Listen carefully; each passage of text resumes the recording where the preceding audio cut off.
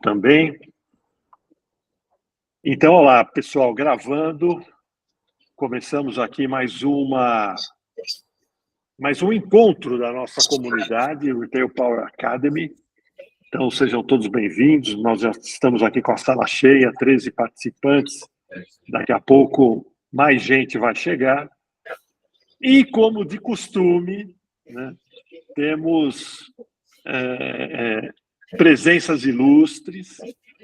Vocês vão ver um convidado fazer uma apresentação muito interessante. Esse é o nosso interesse, inteligência artificial generativa aplicada ao varejo, aos negócios do varejo, à operação do varejo, ao marketing do varejo, ao relacionamento do varejo com os seus clientes, com os seus fornecedores ao longo da cadeia. Enfim, as oportunidades são grandes e o tanto de conhecimento é gigante também, porque todas essas áreas que eu descrevi estão se transformando com o uso da tecnologia e a inteligência artificial generativa chega para acelerar essa mudança. Então, hoje temos o Moisés da Ponfac, ele vai apresentar a empresa dele, só que antes o Wilton se ofereceu para fazer a introdução. Então, Wilton, a palavra está com você. Por favor, nos apresente o Moisés. Boa noite a todos. Eu até parei o carro aqui na estrada para fazer a apresentação do Moisés. Moisés é uma pessoa que eu conheço já o trabalho dele há alguns anos, porque nós nos encontramos em APAs, em eventos, ele trabalhando geralmente, prestando serviço, entregando a tecnologia dele em concorrentes que eu atuava. Então eu conheci o trabalho do Moisés através de alguns concorrentes. E o ano passado a gente se aproximou do Moisés, e por incrível que pareça, a gente tem alguns amigos e a gente tem alguns hobbies em comum. Nós dois somos jogadores de futebol de salão. Né? Eu joguei na Portuguesa aqui, ele jogou no Internacional aí no Sul. E o legal do Moisés é que ele se especializou na inteligência artificial bem antes de ser inteligência artificial. Ele pratica inteligência artificial há quase 30 anos, ele pode depois me corrigir, né? Mas ele começou na indústria e migrou para o varejo. E o que eu acho mais legal das ferramentas, das possibilidades do Moisés, é que ele traz a inteligência artificial não só para substituir o ser humano, mas melhorar realmente o varejo. Né? A gente sabe que furto, ruptura são os grandes vilões do varejo e ele tem algumas ferramentas, além de outras, para colocar à disposição dos varejistas. Tá? Mas apresentar o Moisés é difícil, porque o cara faz isso antes mesmo de chamar inteligência artificial. Tá bom? Obrigado e a palavra está contigo, Moisés. Muito obrigado, Wilton. Moisés, seja bem-vindo, então. Está com você. E só antes de você começar, eu queria perguntar se você permite interrupções, perguntas, ou se você prefere deixar para o final. Não, prefiro. Eu acho que quanto mais informal e mais bate-papo a gente fizer, mais proveitoso para todo mundo. Maravilha, essa é a ideia, então. Vamos lá. Legal. Seja Deixa eu bem-vindo. compartilhar minha tela aqui.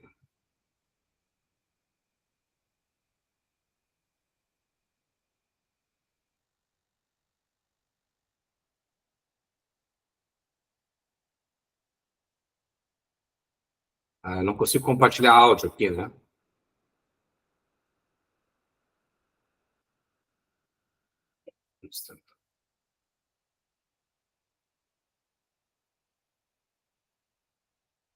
Vocês estão vendo a minha tela já?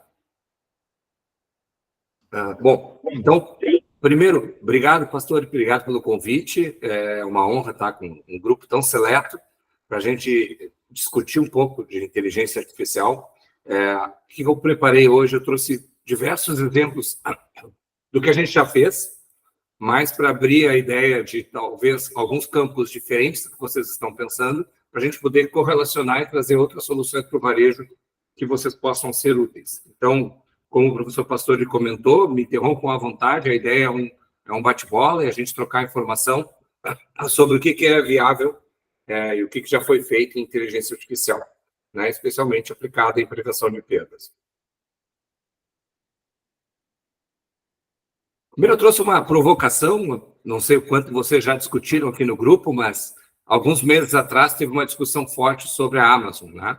A Amazon tem o Amazon Go, que era uma loja completamente autônoma, em que, na teoria, se registrava os produtos, fazia cobrança, sem ter profissionais de atendimento na loja de varejo.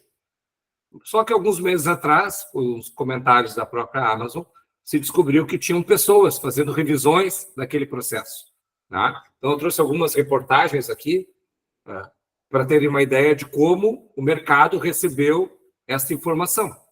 Então, falsa automação. A Amazon contratou indianos para conferir compras em lojas de conveniência sem caixas. A Amazon usou funcionários indianos para conferir compras, entre aspas, 100% automatizadas. E a Amazon contratou indianos para monitorar câmeras e conferir compras em lojas que funcionam sem caixas. Então, por todos os lados que a gente foi,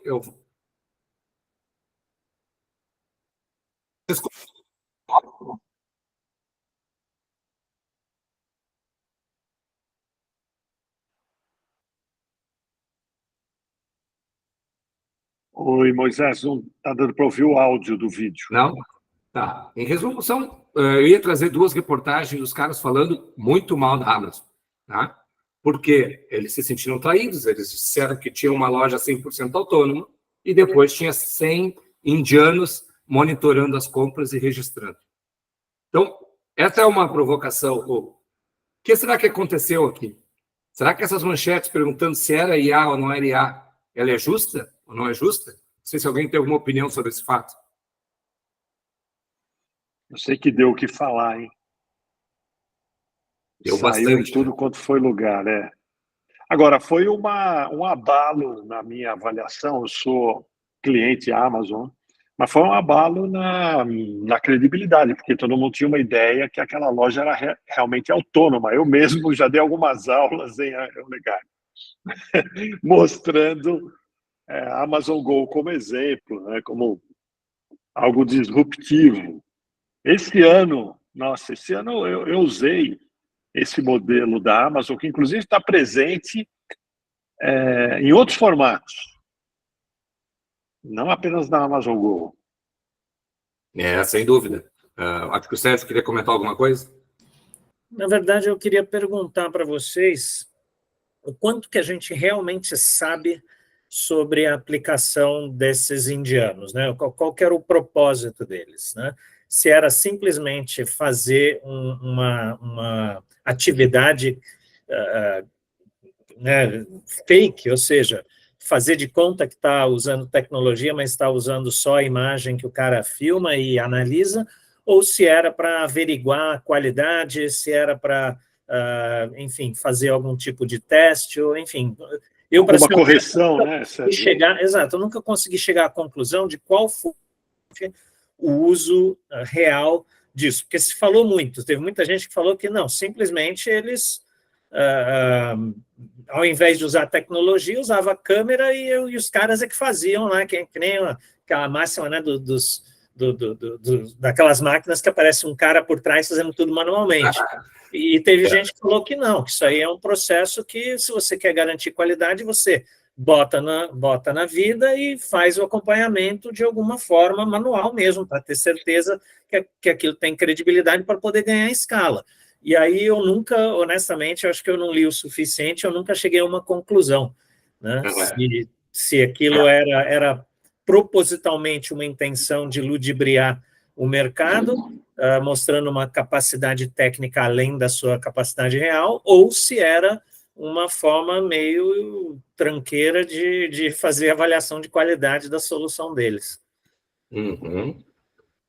Perfeito. Eu vou me permitir, Sérgio, não responder agora, porque eu quero passar minha apresentação trazendo vários cases, exemplos, e no final eu volto para essa tela para te responder, pode ser? Legal. Então tá bom. Mais alguém quer comentar alguma coisa? Só o Miguel comentou aqui no chat, né? O Just Walkout não funcionou, ele escreveu aqui.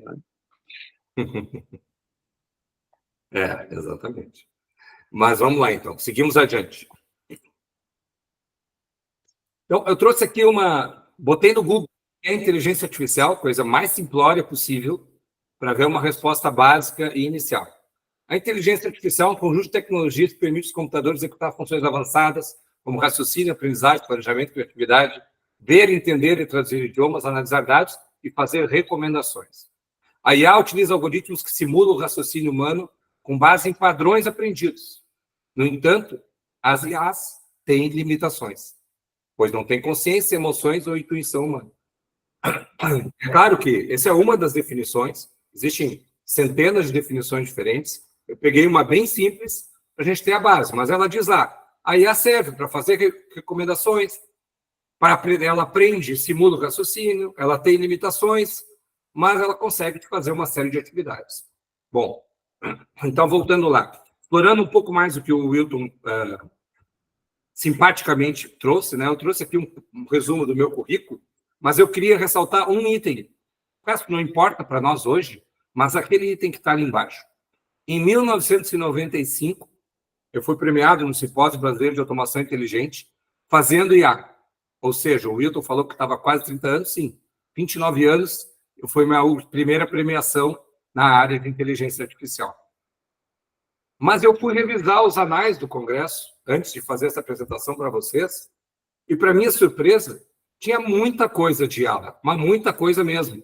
Tinha muita coisa de visão computacional, tinha muita coisa de lógica fuzzy, tinha muita coisa de rede neural, só que ninguém chamava aquilo lá de inteligência artificial. Era como o mercado estava, era um simpósio com muita academia, né? Então, que é onde as coisas acontecem primeiro, mas já tinha bastante coisa sendo feita no final do século passado. Ô Moisés. Oi? 1995, faz muito tempo isso, cara. Foi um ano depois do Plano Real, olha só. Para ter uma ideia, né? Como faz muito tempo isso. E as coisas vão avançando, e às vezes, sabe, pastor, que a questão tu tem que entrar com a tecnologia no momento certo. Se muitas das coisas que estamos fazendo hoje fizessem naquele momento, certamente não ia ter a penetração e as atividades e as utilidades que nós temos hoje, porque as tecnologias têm que andar em compasso com um monte de outras coisas, né, como hardware, como software, como cultura das pessoas em utilizar. Então, eu acho que as coisas foram no progresso e tem que ser assim. Por mais que a tecnologia da informação é muito conhecida por ser muito rápida na sua evolução, mesmo isso, tu vê que já estão 30 anos trabalhando aqui no Brasil, não sei quanto tempo lá fora já estavam trabalhando nesse tipo de tecnologia, e agora que a gente está, né, com ela, digamos, em moda e crescente e cada vez com mais aplicações.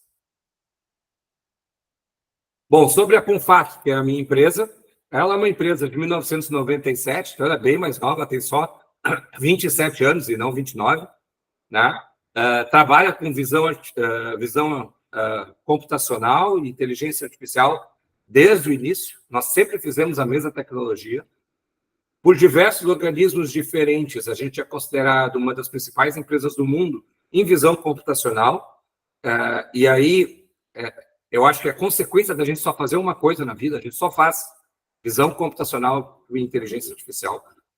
Poderíamos fazer outras coisas, poderíamos fazer automação, é óbvio que sim. Né? O meu mestrado foi em arquitetura em tempo real, poderia trabalhar, mas se quem quer fazer tudo não consegue se especializar naquilo que faz. Então, a política da Ponfac cara, nós só fazemos uma coisa para a gente possa ser o melhor no que a gente faz, e hoje, vários concorrentes nossos nos chamam para fazer soluções quando eles sabem que aquilo ali, não, cara, isso é coisa que a Ponfac faz, sai do nosso escopo de trabalho, e isso a gente conseguiu, ao longo desses anos, ter essa respeitabilidade no mercado. Em 2012, em Stuttgart, na Alemanha, a Associação Mundial de Visão Computacional anunciou as 4 únicas empresas do mundo que cumpriram todos os critérios de certificação. A Ponfac foi a única da América Latina. Tem uma outra revista norte-americana, Manufacturing Technology Insight, que lista anualmente top 10 em visão computacional. Tem empresas de Israel, Alemanha, Estados Unidos, mas da América Latina só nós também. Então, isso é consequência de um trabalho especialista, focado e determinado a achar soluções. Nossos produtos, a grande maioria deles trabalha com inteligência artificial na veia, né? Eu vou trazer vários exemplos para vocês verem, mas são produtos em que se busca informação do processo para tirar informação em tempo real através de aprendizagem e atuação com essas informações. Quem utiliza a tecnologia? Muita gente mesmo. Com a Ponfac, no setor automotivo, todo mundo, porque é onde a Ponfac começou. A Ponfac é uma empresa que vem da indústria, né? Há alguns anos a gente começou a trabalhar varejo, mas a indústria, principalmente as multinacionais que vêm de fora já com a cultura de inteligência artificial e visão computacional por exigência do mercado consumidor, acabaram trazendo para o Brasil e demandando muitas soluções dessa linha. A Ponfac foi colocando, crescendo e depois foi ampliando para várias empresas dentro do varejo para trazer soluções também do que a gente faz.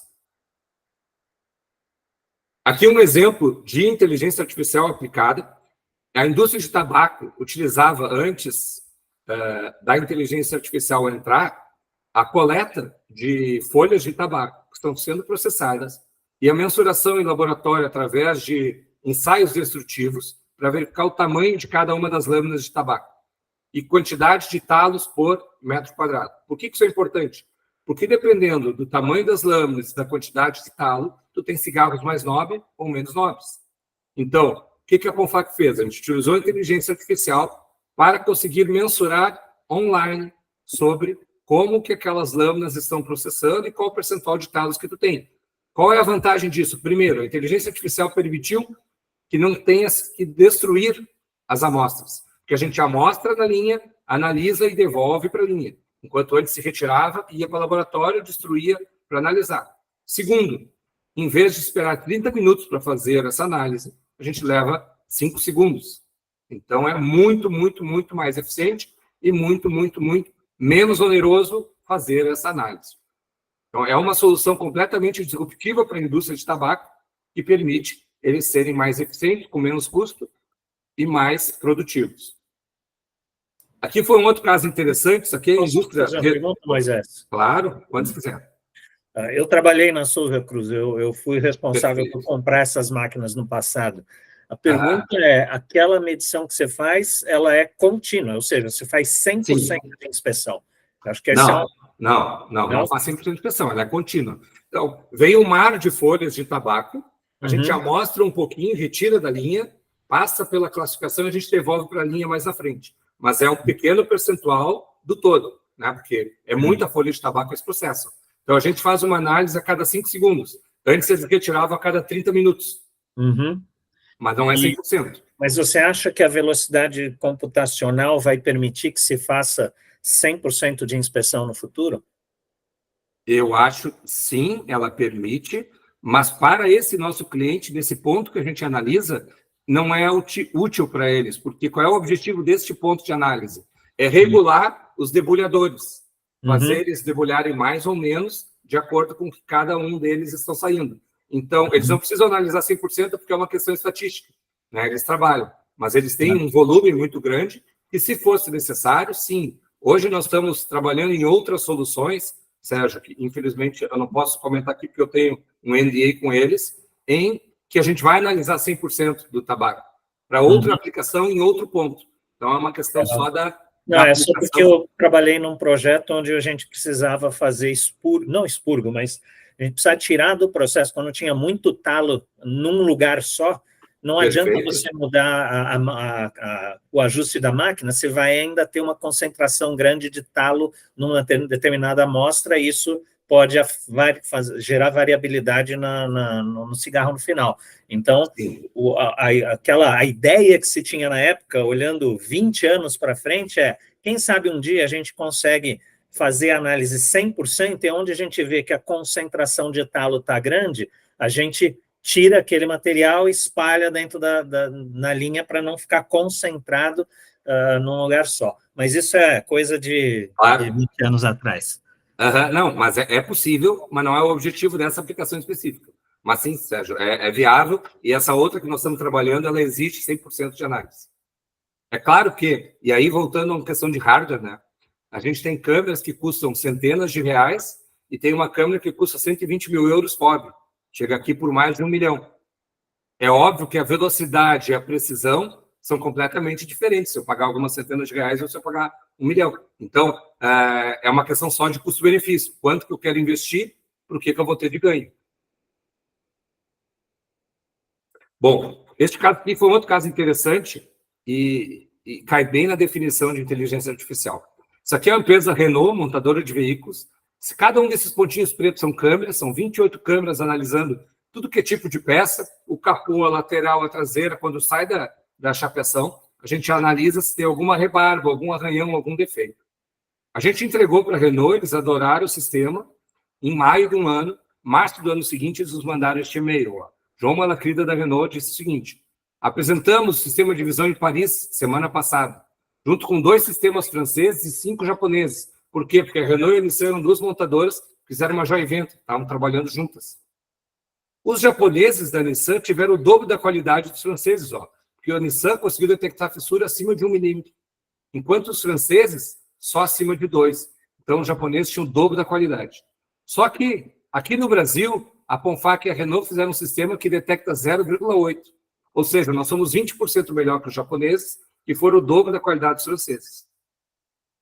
Por que isso? Porque o sistema da Ponfac é excepcional? Cara, eu vou sempre defender que sim, porque é a minha empresa, mas a verdade nua e crua não é isso. Que a grande diferença entre nós e os japoneses é que a Renault foi muito competente em nos ensinar, em ensinar o sistema de inteligência artificial, o que era importante em cada lugar. Então, enquanto a Ponfac tem 28 câmeras analisando, mas a câmera que detecta a borda, eu sei que aqui o problema é só rebarba, porque ela foi treinada para detectar os defeitos que aconteciam na borda, e a câmera que verifica a superfície não tem problema de rebarba na superfície, mas tem problema de arranhão, então ela foi treinada para ver outro tipo de defeito.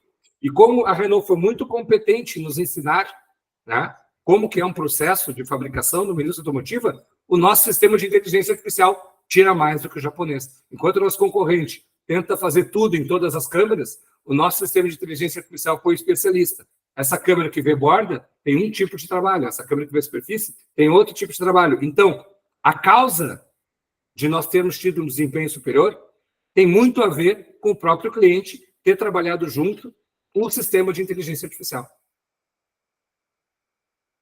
Pois não, Viriato?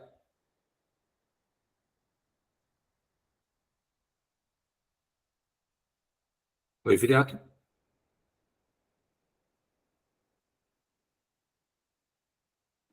Viriato, não ouvimos. Você está no mudo, Viriato. Gente, me perdoe, eu ainda estou lá no hospital com meu sogro. Bom, vamos lá. Depois eu me desculpo pelo meu atraso. O momento agora de fazer uma colocação. Isso que o Moisés falou é tão importante e tem tudo a ver com o que um membro da nossa comunidade colocou hoje como sendo os fatores que fazem com que os projetos de IA não deem certo. E um deles é exatamente o que o Moisés falou, ou seja, quem quer solucionar o problema não descreve com riqueza de detalhes o que quer solucionar e a solução não consegue atingir o objetivo esperado. Exatamente aquilo que o Moisés falou. E vocês percebam que o sucesso do Moisés está exatamente em cima de um dos fatores críticos indicados pela consultoria que a nossa colega de comunidade colocou. É isso. Isso não tem mágica. Porque o que acontece? A Ponfac entende muito de visão computacional, mas não entende nada de fabricar carro. Se o cliente não estiver junto com a gente, é óbvio que ele não vai extrair o máximo da tecnologia. E cabe ao profissional de inteligência artificial esclarecer o suficiente o cliente, porque é uma tendência natural de se achar que com inteligência artificial se resolve todos os problemas do mundo. Tá? Mas não, por mais que eu bote o melhor sistema de inteligência artificial, vai ter criança ainda passando fome. Por mais que eu bote o melhor sistema de artificial, vai continuar chovendo onde já está chovendo muita água. Então, ele não resolve todos os problemas, ele resolve aquele problema que ele é feito para resolver. E aí é que nós, enquanto trabalhamos com inteligência artificial, temos que entender o que ele é ótimo e o que ele não serve, para que a gente possa dar a melhor solução para os nossos clientes. É uma questão que não é um mero detalhe, é fundamental. A pessoa Aqui esquece, já é outra. né, Moisés, que quando vai ao nutricionista e recebe uma dieta, ele tem que botar em prática a dieta. Caso contrário, na próxima consulta, ele vai voltar com o peso que ele tinha. É isso que as pessoas esquecem. O cara diz assim, agora resolveu porque eu fui ao nutricionista. Não resolveu nada, porque você não tomou a atitude correta. Então, a inteligência artificial não vai fazer milagres. Ela vai resolver problemas desde que sejamos ricos em levantá-lo, em explorá-lo e propor para aqueles que têm a solução de inteligência artificial que sejamos ricos para que consigamos encontrar um meio de resolver o problema. Não é isso? É exatamente isso, Viriato. E isso que é o pulo do gato entre tu ter uma boa aplicação de inteligência artificial ou não. Aqui na tela a gente está uma outra empresa, né, que fabrica linha branca, e a gente analisa todos os lados, a gente é o olho do robô, para verificar se tem algum defeito naquela peça. Algum arranhão, alguma marquinha, ou às vezes tem umas pedrinhas que marcam durante o processo, e a gente vai analisando 100% das peças por todos os lados. Mais uma vez, se eu for treinado de uma maneira eficiente do que é peça boa, do que é peça ruim, a inteligência artificial é muito salutar, no sentido de evitar que coisas que o ser humano não conseguiria perceber por estar desatento ou qualquer outra falta de precisão, um sistema de inteligência artificial consiga dar a resposta mais apropriada. Esse aqui é um outro caso interessante. Esse aqui é um sistema bastante antigo. Para vocês terem uma ideia, esse logotipo da esquerda, ele deixou de ser o logotipo da Ponfac no ano 2001. Então, ele é provavelmente do século passado. E essa empresa fabrica aço. E eu tenho que analisar primeiro que tipo de matéria-prima está vindo. Então, eu analisei que é uma canaleta. Significa que eu estou descarregando sucata de ferro. Aqui já é panela. Eu verifico o ângulo para derramar aquela gusa, que é a nata do aço. E eu tenho pessoas aqui. Não sei se vocês conseguem ver por computador. Mas esse sistema é gigantesco. Ele é maior que um prédio.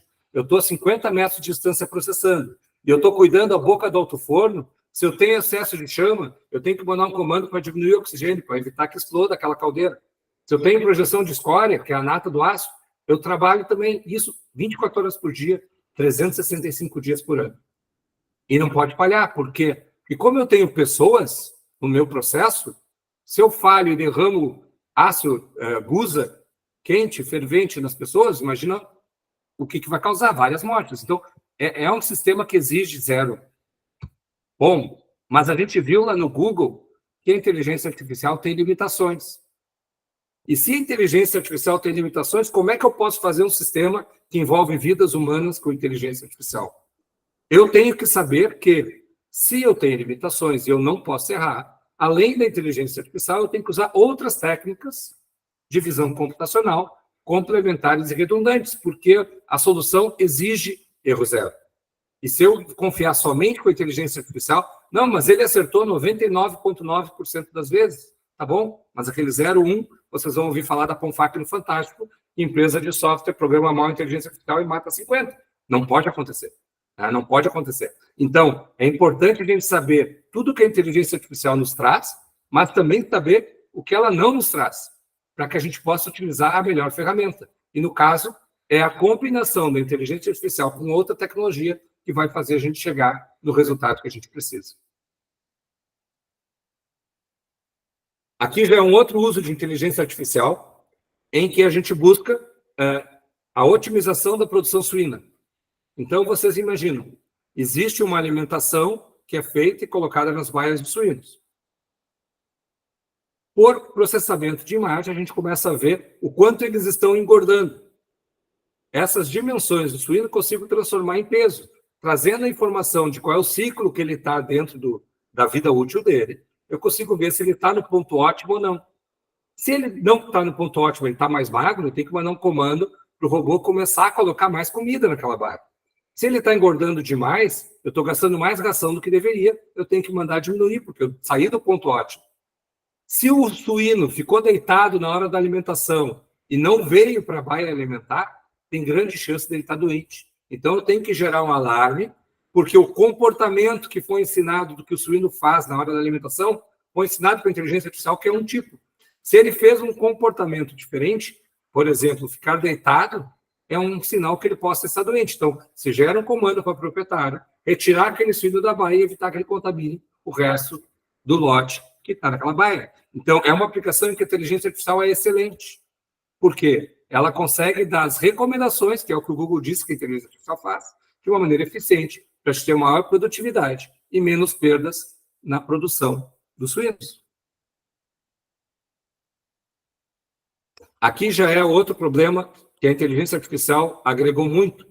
Vocês imaginam que essa fábrica, essa é uma fábrica argentina, fabrica 360 mil biscoitos por hora. É muito biscoito. Ou seja, é 0,01 segundo eu tenho um biscoito fazendo. E eles têm 8 parâmetros de qualidade que eles têm que controlar. É impossível, neste volume, um ser humano ser eficiente no controle de qualidade. Então, se bota as câmeras processando e a inteligência artificial comparando como deveria ser aquele biscoito, ou bolacha, não sei o que cada um chama, com o que ele é. Preste atenção na linha branca, vai vir uma com defeito. Não sei se deu para ver ele pulando. Vou voltar aqui. Na linha branca vai vir um biscoito virado. Ali, ó. Deu para enxergar? Pronto. É impossível um ser humano fazer isso. Olha a velocidade que tem. Ó. Aqui tem uma sem recheio, aqui tem uma quebrada, aqui uma tem pouco recheio, uma rachada. Vocês, quando compram o biscoito de vocês no supermercado, querem que ele esteja íntegro. Então, precisa de um sistema inteligente e automático que detecte nessa velocidade de 0,01 segundo que o biscoito não cumpriu todos os requisitos de qualidade. Retire da linha, que o cliente não quer saber. Porque, embora seja, vai dizer assim, mas foi um biscoito que estava pela metade em milhares. Para aquele cliente específico que comprou aquele pacote, 100% dos pacotes daquela marca veio com defeito. Então, a gente tem que ter esse entendimento que o nível de processamento numa fábrica é diferente da percepção que o cliente tem daquele outro sistema. E eu vou trazer um concorrente nosso, que ele fabrica equipamentos para carros autônomos. E a gente estava conversando nos Estados Unidos, ele é de Israel, nós estávamos no Congresso Mundial nos Estados Unidos, e ele me disse o seguinte exemplo. Já está comprovado que o carro autônomo é 4 vezes mais seguro do que o carro dirigido pelo ser humano. Isto é, há tantos mil quilômetros que um carro dirigido por um ser humano causa acidente, precisa 4 vezes mais aquela quilometragem para causar um acidente um carro autônomo. Morre, vou chutar, não sei quantos, mas digamos que morra 50 mil pessoas por ano no mundo com carro. 40 mil pessoas para ficar fácil de eu calcular. Se todos os carros fossem autônomos, em vez de 40 mil mortes do ano, nós teríamos 10 mil mortes. Sensacional. É coisa boa. Vamos fazer todo mundo ter carro autônomo. Qual é o problema que o meu concorrente tem?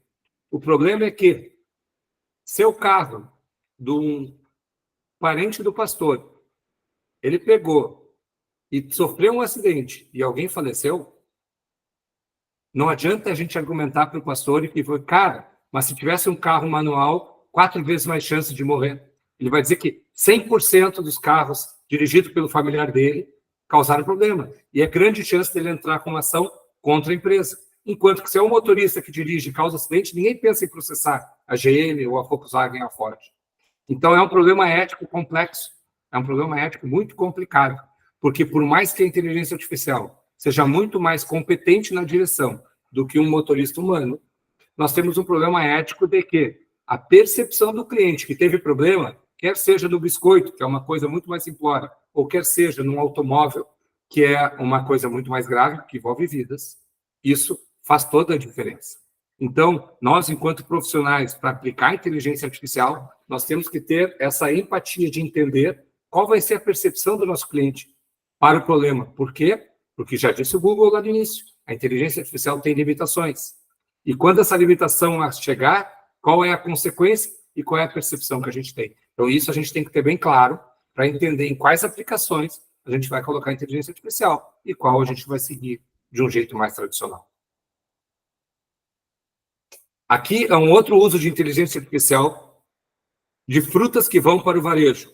Qual é o problema da fruta? O problema da fruta é que ela é um produto perecível demais. Tem muita perda por causa da perecividade. Então, para que se utiliza inteligência artificial aqui? Olha o volume dessa máquina. A fruta está vendo do pomar, pode ser uma laranja, uma maçã, um tomate. Ela vai passar por todo um processo, ó, aqui eles estão separando as muito pequenas para extrato de tomate. Depois ela é lavada, ela é polida, ela vai adiante. Depois, no caso do tomate, aplicado cera de cardaúba para ele ficar mais vistoso e vender mais fácil. E ela vai entrar, sim, na classificação propriamente dita. Um a um desse fruto, ele vai ser analisado, 3 fotos deslocadas 120 graus, porque ele é um produto não industrial, então ele pode estar maduro de um lado e verde do outro. Para que eu vou tirar 3 fotos deslocadas 120 graus? Para compor toda a superfície e verificar o diâmetro médio, quantidade de vermelho, de verde, de amarelo, qual é o grau de maturação. Por que isso é importante? A logística. Porque se eu padronizo, eu aumento o valor comercial da fruta. E se eu cuido o grau de maturação, eu posso fazer com que as frutas mais maduras vá para o mercado local para rapidamente estar no ponto de comercialização e o varejo consegue vender antes de perder aquele fruto. Se ela está muito verde, eu boto no mercado o caminhão do Amazonas, que leva 3 dias para chegar, chega em ponto de comercialização. E aí eu consigo trabalhar a logística, otimizar o meu desempenho e otimizar meus ganhos, porque eu diminuo as perdas dos produtos que vão para o varejo.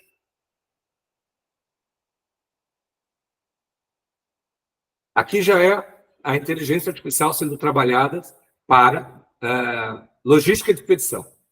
Então, este cliente ele é tabaco, no caso não é tabaco, é cigarro. Cada ponto de expedição ele tem um PONFAC count em que a gente faz a conferência dos produtos. Cada caixa que passa, eu analiso o tamanho daquela caixa, se está de acordo com a especificação, e os códigos presentes nela, para verificar se ela compõe aquele lote. Por quê? Porque no varejo tem muito caso, e na indústria, na expedição logística também, de caixas que não deveriam pertencer àquele lote são colocadas, porque depois são comercializadas sem nota fiscal, estão furtando da indústria. Então, a gente detecta, se está tudo certo, vai para o caminhão, senão a gente tem aqui a expulsão daquelas caixas que não fazem parte daquele lote, senão entra direto do caminhão, não tem mais ninguém metendo a mão. Tu sabe exatamente o que tu está mandando, é o que o cliente precisa. Ô Moisés, Oi, pastor. Você percebe que há uma demanda. Deixa eu mudar a pergunta. Você tem respondido ultimamente, enfim, a demandas de que tipo de necessidade, no caso da indústria, né? Eu estou entendendo que algumas situações aí são de automação de processos. Sim, eu comecei por automação de processos, agora eu estou indo para a logística. E a logística... Então, isso eu queria que você desse um panorama para a gente sobre isso.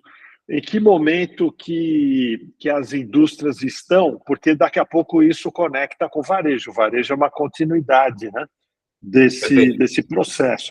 Então, está havendo assim, você está respondendo mais a demandas por automação, né, porque a automação de processo, em algum momento, a sua solução é necessária. Tá?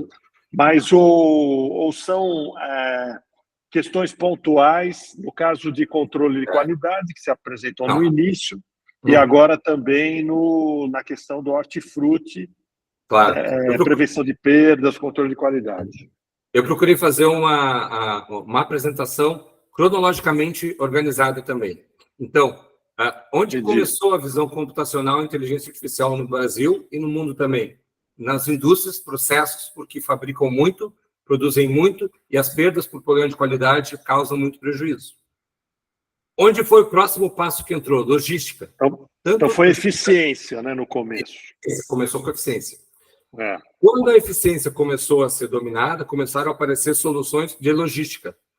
Logística, tanto da indústria para os seus clientes, quanto do varejo para a recepção. Então, por que a logística é importante? Porque começou a ter uma articulação mais profissional para fazer mais desvios e as perdas começaram a ser muito grandes. E onde a gente começa a ter mais perdas é onde vai se buscar uma solução mais rápida. Né? Então, aqui, tu tinha problema de má fé de pessoas internas que estavam botando produtos a mais para vender sem nota fiscal. Deixa eu passar adiante. Esse caso aqui também é outro cliente nosso, que do centro de distribuição dele, que vai para o varejo, eles tinham mais produtos sendo colocados do que deveriam ser colocados no caminhão. Exatamente igual ao cigarro, só com bebidas. Aí eles contrataram um monte de fiscalizações. Só que esses fiscais, alguns deles não tinham a melhor das índoles, acabavam sendo corrompidos e acabavam botando mais bebidas que deveriam. Essas bebidas saíam de centro de distribuição, e, em vez de ir para o varejo, ia para o outro varejo que recebia sem nota fiscal pela metade do preço. Então, o que a gente fez para eles? Antes de sair do centro de distribuição, a gente reconhece a placa deste caminhão, ABC 1234, consulta o sistema de gestão do cliente. O sistema de gestão diz o seguinte, cara, esse caminhão só pode sair hoje com tantas latinhas de cerveja polar na primeira baia, tantas garrafas de Brahma, tanta de Skol na segunda. Opa, tem 8 garrafas de Brahma a mais. Manda o comando para o porteiro, não deixa ele sair, para ele ser revistado antes que ele saia, porque depois que ele sai do centro de distribuição, não tem mais volta. Ele vai levar adiante, então não tem como rastrear esse problema. Então, pastor, logística está crescendo muito, porque, infelizmente, as perdas estão crescendo muito. E aí tu tem que buscar meios mais eficientes de poder resolver. Não? Maravilha.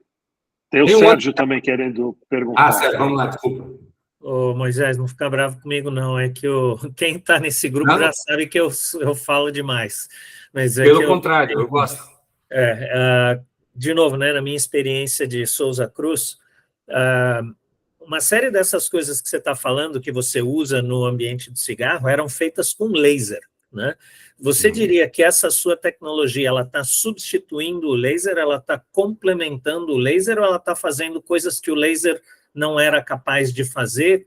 Como é que você vê, né? Porque assim, eu comprava as máquinas que faziam o processo, né? Então eu tinha que comprar muitas tecnologias que eram à base de laser. Então, inspeção de qualidade de produto. E, aliás, uma segunda parte da pergunta é a seguinte, por exemplo, fazer inspeção de cigarro. Não precisava de inteligência, só que tinha uma comparação com um padrão. Então, o laser ia lá, passava na ponta do cigarro, se tivesse fumo, é bom, se não tiver fumo, é ruim, é binário. Bom ou ruim, bom ou ruim, bom ou ruim. E aí ele expurgava tudo que tivesse com qualidade abaixo do normal. Nesse caso, a sua tecnologia, ela substitui esse laser em várias fases do processo de inspeção, de dimensionamento, não sei o quê, e se ela é melhor ou mais eficiente, porque além de ser binário, ele consegue tomar outras decisões em relação ao destino do produto. Sérgio, assim, eu fui professor de engenharia e eu trazia um exemplo para os meus alunos, que era o seguinte: quem tem mais qualidade? Um Palio ou uma Ferrari? E a resposta é: depende de qual é a tua aplicação. Se a tua aplicação é andar só no centro urbano, numa estrada, umas ruas esburacadas, que não tem calçamento, o Palio vai ser mais apropriado do que uma Ferrari, porque a Ferrari não foi feita para isso. Tá? Então, trazendo para esse nosso caso, eu não consigo dizer que nós temos mais qualidade que o laser. Eu diria que a visão computacional ela é complementar. Tem aplicações que o laser é muito melhor. Por quê? Porque ele te dá uma precisão maior e um custo menor de implantação. Tem aplicações que a visão computacional é melhor. Por quê? Porque ela te dá uma flexibilidade que o laser não dá. Então, eu consigo trabalhar vários modelos, eu consigo ensinar melhor essas câmeras, eu consigo mudar o processo, eu consigo analisar várias coisas ao mesmo tempo, dimensionar a cor, o recheio que nós temos nas biscoitos. Então, as duas são excelentes, as duas complementares. Quando não tinha visão computacional, o laser, às vezes, era utilizado de uma maneira não eficiente, só que tinha. Hoje, como as duas tecnologias estão avançadas, tem coisas que o laser é muito melhor, porque ele vai numa precisão de milésimo. Tem coisas que a visão computacional é muito melhor. Então, não existe uma resposta única, existe uma resposta para cada aplicação. Elas as duas são importantes, as duas são complementares para aplicações diferentes. Mas já houve situações onde você substituiu o laser exatamente por essa flexibilidade. Eu lembro que na máquina, para poder inspecionar um cigarro, você precisava de 12 lasers. Você precisava de 12 fechos, cada um para uma única característica. Não tinha essa coisa de bater o olho e mede tudo, né? Não, era um. Exatamente. Cada requisito tinha um laser diferente para fazer. Neste caso, eu acho que a visão computacional é mais eficiente. Mas tem outros casos que não. Oi? Tem o detalhe também que os preços das câmeras caíram bastante, né?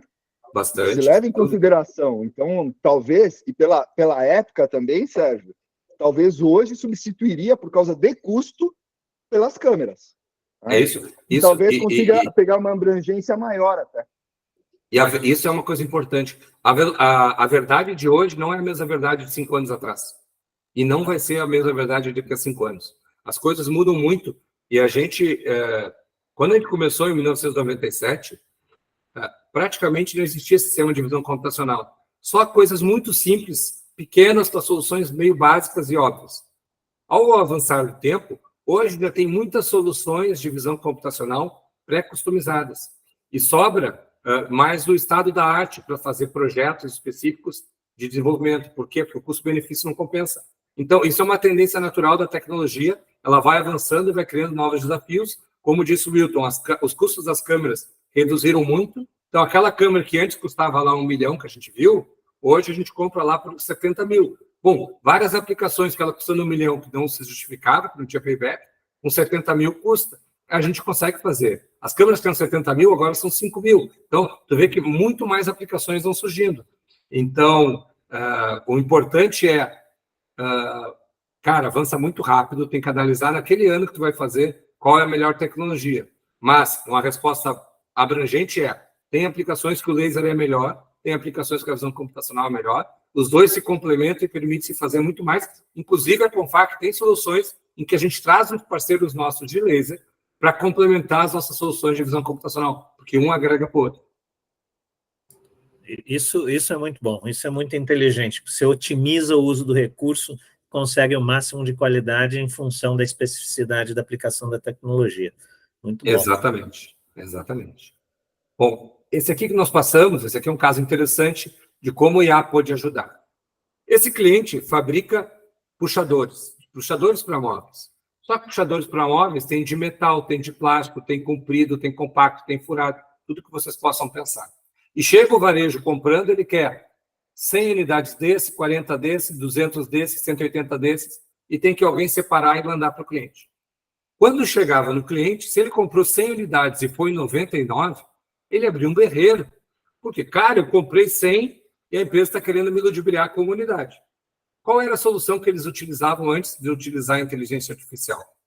Eles, como não conseguiam ter precisão, mandavam 5% a mais. Acabou o problema. Porque se chegou a 103, ele comprou 100, ele não vai reclamar. Chegou a 105, ele não vai reclamar. Qual é o efeito colateral dessa decisão da empresa? Ele está botando 5% fora. 5% do resultado do negócio fora. Isso que eu ia perguntar. Sem dúvida. Né? Então, qual a consequência da utilização da inteligência artificial é que tu automaticamente ensina ele quais são os modelos, cada um deles, e qual a quantidade que tem que ser, porque tu alimenta pelo sistema. Exato. Se tem que passar 42 desse, é 42, não é 41, não é 43. Se passar um saquinho com o modelo errado, ele para, porque não está naquele lote. Se passar um saquinho vazio, porque às vezes o enchedor se engana, ele para. Se passar um saquinho com 2 puxadores, ele para. Porque a inteligência artificial entende como é que é o modelo e reclama se tu está botando um que não faz parte daquele lote que tu está fazendo a expedição. Então, aqui é sensacional, porque a inteligência artificial permitiu tu ter um ganho de produtividade, de eficiência da tua empresa. Monstro. Aí vai perguntar assim, mas se ele tiver um erro a cada mês, tudo bem, é muito menos do que o ser humano fazia antes, mas muito menos mesmo. E aí nós temos que voltar e dizer, tudo é comparável, comparado ao que tu tinha e comparado ao que tu tem.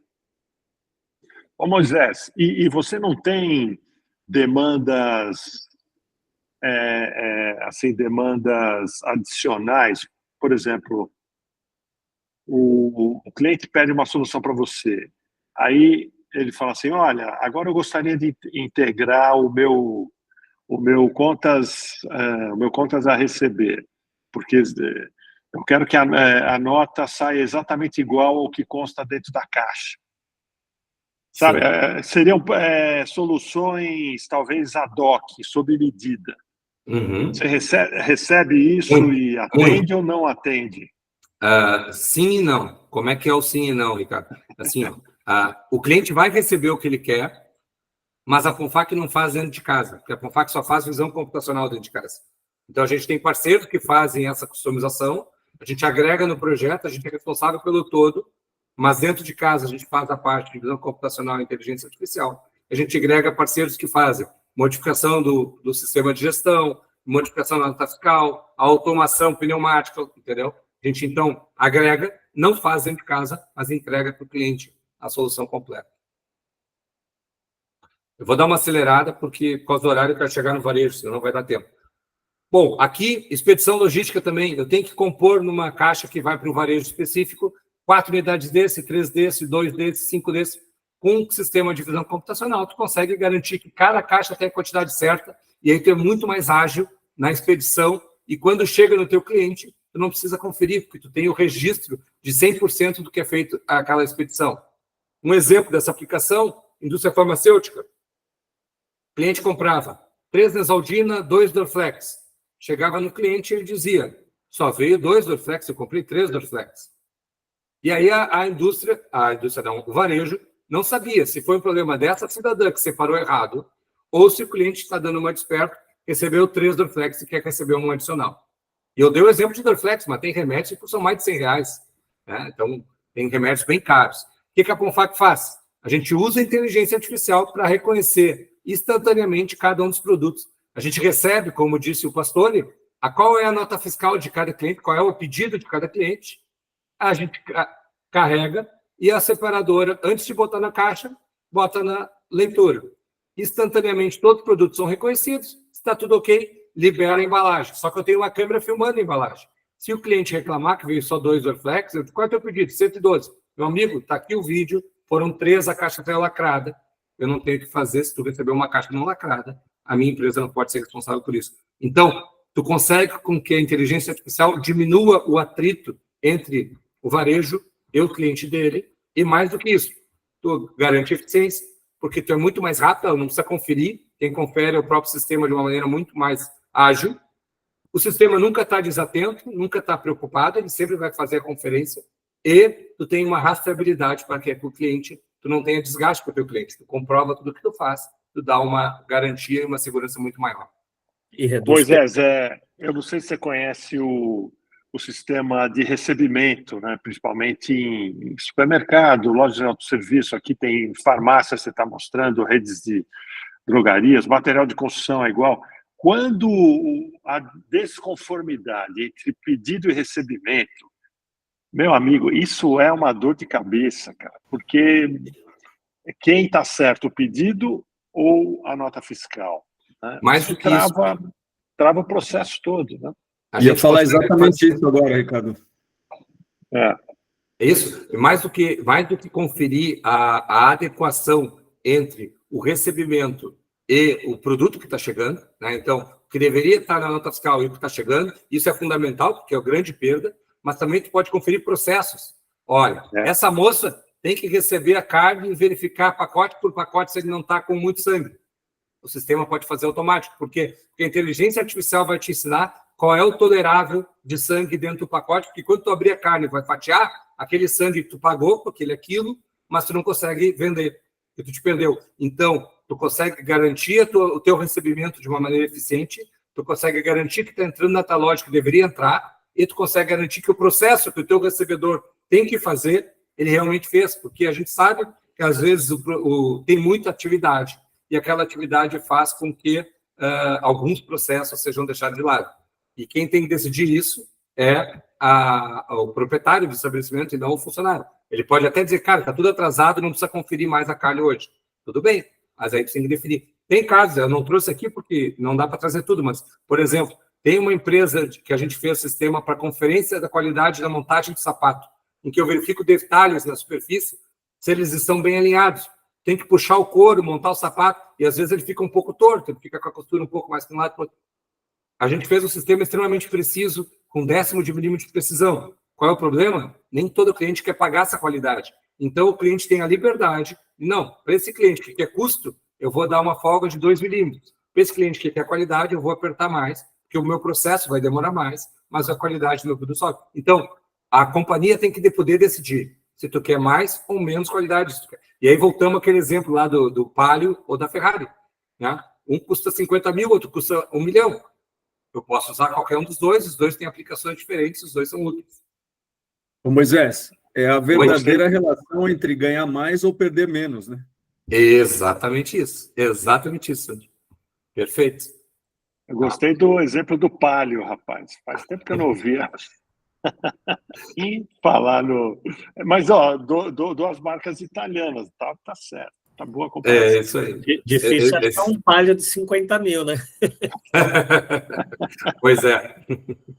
Bom, outra aplicação muito boa para inteligência artificial é a conferência de planograma. Então, o varejo e os números que me deram se a equipe de marketing fizer uma análise socioeconômica daquela região onde tem lá aquele posto de conveniência, aquela loja de conveniência, e detectar que, cara, o melhor é tu botar 6 latinhas de Guaraná na primeira baia, 4 garrafas de 2 litros, que esse aqui é o mais adequado, aquele perfil socioeconômico daquela venda, tu vende até 23% mais, segundo me disseram o pessoal do marketing.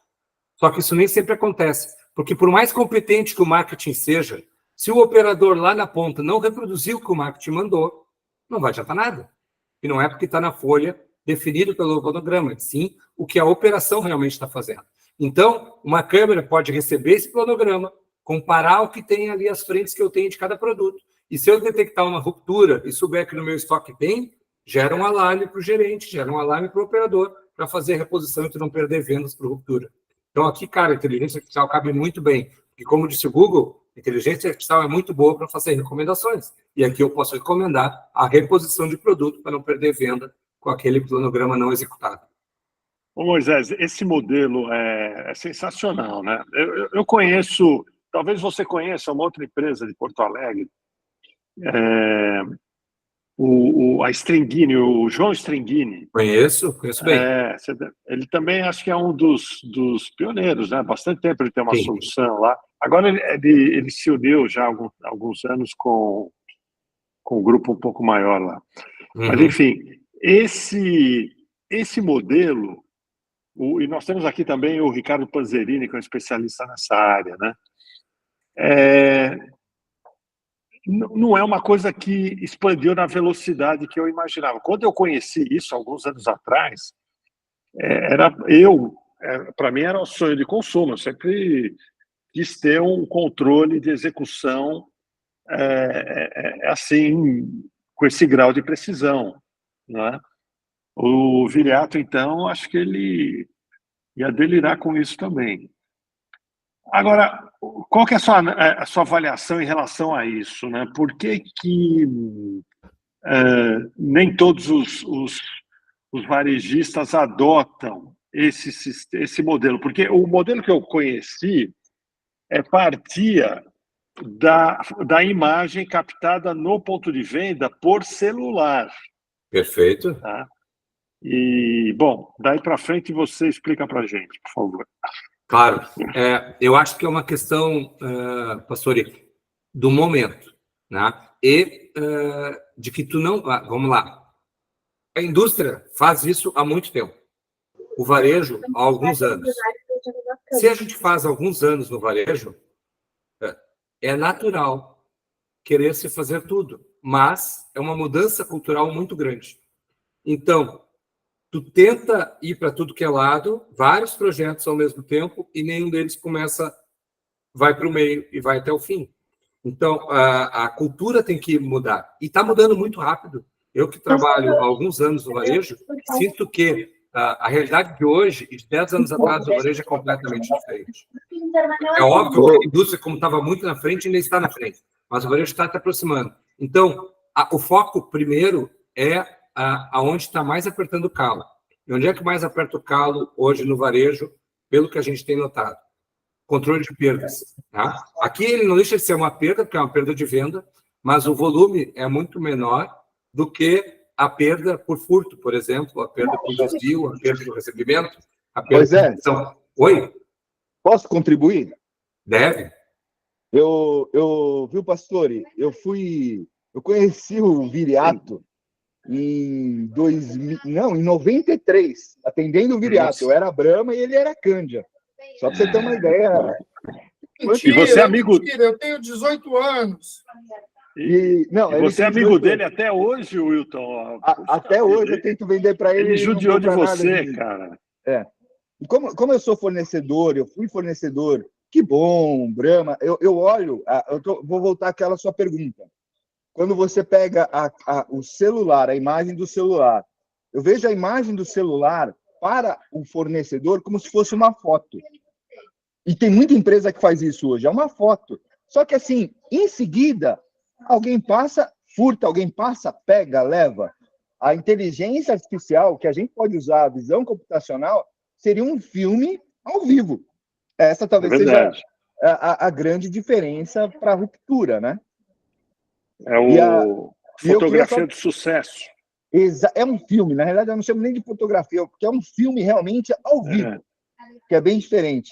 E a questão que perguntaram sobre as demandas, eu faço parte da área comercial da Confac, a minha empresa representa ele em alguns clientes, e chega algumas demandas de varejistas grandes, por exemplo, em provador, que o varejista têxtil tirou todo mundo do provador, que controlava as pessoas que levavam quantas peças para o provador. A gente está tentando desenvolver algo com a Confac para a gente resolver isso, para a gente controlar isso. Como controlar. Né? Perfeito. O Sérgio levantou a mão também. Sérgio e depois o Sandro. Beleza. Moisés, você falou, quando você mostrou esse exemplo que está na tela, você falou bastante do marketing, dando uma diretriz, e aí com isso você consegue ver se o cara está ou não fazendo. Wilton, você consegue colocar no mudo? Que está aí, obrigado. Então, você usou o exemplo de o marketing dando uma diretriz, e aí você consegue ver se o cara está ou não seguindo a diretriz. Agora, o que muitos varejistas falam por aí é a história do vídeo analítico, né? Ou seja, usar o vídeo como ferramenta para gerar dados para poder tomar decisões de marketing, de otimização de fluxo em loja, otimização de uso de mão de obra, enfim, várias outras coisas. A tua solução, ela é integrável ou ela é capaz de gerar dados, e não só imagens, mas transformar a imagem em dados para tomada de decisão de operação e de marketing no varejo? Sem dúvida. Me engasguei aqui, pessoal, desculpa. Mas sem dúvida nenhuma, a gente faz isso. Essa é uma das grandes vantagens de trabalhar em tempo real. Beleza, obrigado. O Sandro, por favor. Obrigado, Ricardo. Moisés, aproveitando o ensejo aí da visão computacional, não sei se é o teu trabalho, se faz parte do teu trabalho, mas seria aplicável também aquele mesmo sistema de verificação de produtos e até de realização de inventário por blocos de produtos? É isso? Daria para fazer? Você faz isso ou isso é um outro segmento parecido com o teu, mas você não faz? Sim, sem dúvida que dá para fazer. Eu acho que a visão computacional é super bom para isso. A gente tem algumas soluções nessa linha, e embora não seja o foco da nossa empresa a análise de inventário, mas a tecnologia é super apropriada e a gente pode adequar o que a gente tem para esse tipo de solução, Sandro, porque o inventário hoje ele é muito esporádico, né? Muito espaçado por causa do custo, que a mão de obra é muito grande. Então, se a gente conseguir reduzir isso, que nem a gente fez lá no tabaco, que a gente saiu de 30 minutos para 3 segundos, se a gente fizer uma redução de trimestral ou semestral para diário, que não tem um custo agregado, o ganho que o varejo vai ter com isso é enorme. Sim, muito mais rápido, né? Você pode contabilizar, inventariar muito mais itens em menos tempo, né? Sem dúvida nenhuma, mais rápido, e mais rápido o teu ganho vai ser maior. Né? Perfeito. Você pode uma última pergunta. Desculpa, só um comentário, né? E você pode evoluir essa solução para poder fazer controle de first in, first out também, né? Através de vídeo você consegue fazer gestão disso, que é um pipinão. Tu sabe que é um outro exemplo que a gente não trouxe, mas o pessoal da Fenza nos pediu um sistema que a gente tem com eles, em que a gente analisa no recebimento dos CDs, a gente verifica quais produtos estão vindo, se eles estão de acordo com a nota fiscal, mas mais do que isso, a gente verifica o prazo de validade de cada um deles, porque como eles vêm de origens diferentes, uns estão mais perto da saída do vencimento do que outros. Então, nem tudo é first in, first out. Alguns são direcionados inteligentemente para ser despachado primeiro, porque estão mais perto do vencimento. Muito bom. Miriam, sua pergunta. Oi, Moisés, muito prazer. Oi, Miriam. Estou aqui Igualmente. encantada com a tua apresentação. Moisés, você está aí com uma foto do planograma, eu sou suspeita em falar de planograma, né? Igual o professor Ricardo falou aí, desde os primórdios, desde 95 trabalho com planograma. Queria saber se mediante essa geladeira aí que você trouxe, se existe algum estudo que realmente quantifique e qualifique aquilo que você falou da indicação do marketing ali, que iria aumentar as vendas em 23%. Então, assim, uma inteligência que identificasse que em tal horário o cliente pega essas garrafinhas pequenas aí em cima, eu sou míope, tá? Mas eu creio que deve ser talvez uma cerveja. Tal horário, o cliente, tal dia da semana, o cliente consome mais essa prateleira de cima. Tal dia, enfim. Perfeito. Você pegou o Isso é uma aplicação típica de inteligência artificial. Nós trabalhar com metadados, analisar todos eles e transformar aquilo ali em uma informação útil. Em que eu consiga detectar que o turno da tarde eu tenho que ter um tipo de exposição e o turno da noite outro tipo de exposição, é um outro passo que o planograma tem que chegar. Eu não conheço quem faça isso, pode ser que tenha alguma empresa que faça isso hoje, mas eu nunca vi. Mas, Miriam, tu tocou num ponto que eu nunca tinha refletido sobre isso, mas faz todo sentido, porque o público de uma loja não é obrigatoriamente o mesmo às 24 horas do dia e os 7 dias da semana. Isso. Eles têm essa variabilidade. E eu trago esse ponto porque eu vivenciei isso, tá? Eu trabalhava no Grupo Pão de Açúcar e eu estava numa loja de sapato entre a Avenida Brigadeiro Luiz Antônio e a Paulista. E ali a exposição era de sandálias. E de repente começou a chover, Moisés. Isso. Foi trocado toda a frente, as meninas colocaram botas, eu achei isso sensacional. Desde então, eu fiquei com esse insight, sabe? Que realmente a exposição de uma loja, ela não pode ser ali engessada. É claro, a gente está falando aqui de movimentação, de gestão de pessoas, claro, né, Moisés? A gente não está entrando nesse quesito. Mas eu estou trazendo aqui o insight para que o varejo ele entenda o momento do cliente dele. Então, por exemplo, ali na padaria, né, uma loja que tem padaria, de segunda a sexta ela tem um público. Sábado e domingo ela vai ter outro tipo de público, aquele cliente que passou a semana inteira fazendo dieta, não comeu pãozinho, vai chegar ali no final de semana, ele vai querer extrapolar. Então tem que ter essa inteligência, sabe, Moisés? E obrigado Moisés, por você eu trazer achei esse sensacional, ponto. Miriam, porque eu nunca tinha pensado nisso e faz todo sentido. E é para ver como o varejo tem muita coisa para trabalhar ainda, porque é um mundo que a gente pode explorar. A gente só tem que olhar e pegar as armas certas para o objetivo certo. Olá, o Jairo levantou a mão também. Boa noite. Só contribuir bem rápido, acredito que não com o uso de inteligência artificial, mas eu tive uma jornada no Starbucks fora do Brasil e a pastry lá é modificada de manhã, de tarde para fechar a loja. Isso acontece, né? Você tem momentos diferentes e aí o operador ele tem que fazer isso. Tu sabe que eu me lembrei agora, para te ver, como às vezes a intuição nos leva longe, né? Quem frequenta jogo de futebol, nota que a mesma pessoa que hoje está vendendo camisa porque o teu time está bem, amanhã começou a vender capa de chuva porque o dia está chovendo, e depois de amanhã já começou a vender faixas de protesto. Cara, eles se adequam, né? E por mais simplório que seja, eles entendem o momento e trabalham o momento. Como é que o varejo não vai fazer isso também no seu negócio? Que são momentos diferentes, né? Em que eu estou aqui no Rio Grande do Sul, né? Vocês não notaram, mas eu sou daqui, né? Não dá para ver pelo sotaque. O fim de semana, domingo de manhã, o foco tem que ser o churrasco do almoço, porque 90% do teu público vai com esse objetivo lá no supermercado, né? E agora, na sexta de noite, provavelmente seja a cerveja, porque tu vai fazer uma janta ou vinho. Então, tu tem que te adequar, e acho que sim, a inteligência artificial é sensacional para isso, para te dar esses insights, essas informações, e a gente ser mais efetivo.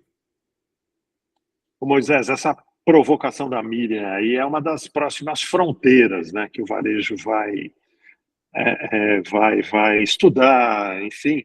E eu acho que a saída é uma coisa que a NVIDIA, em um dos parceiros, tem apresentado, é o uso de telas, né? Então, a porta dessa geladeira vai ser um LCD, uma tela de LCD.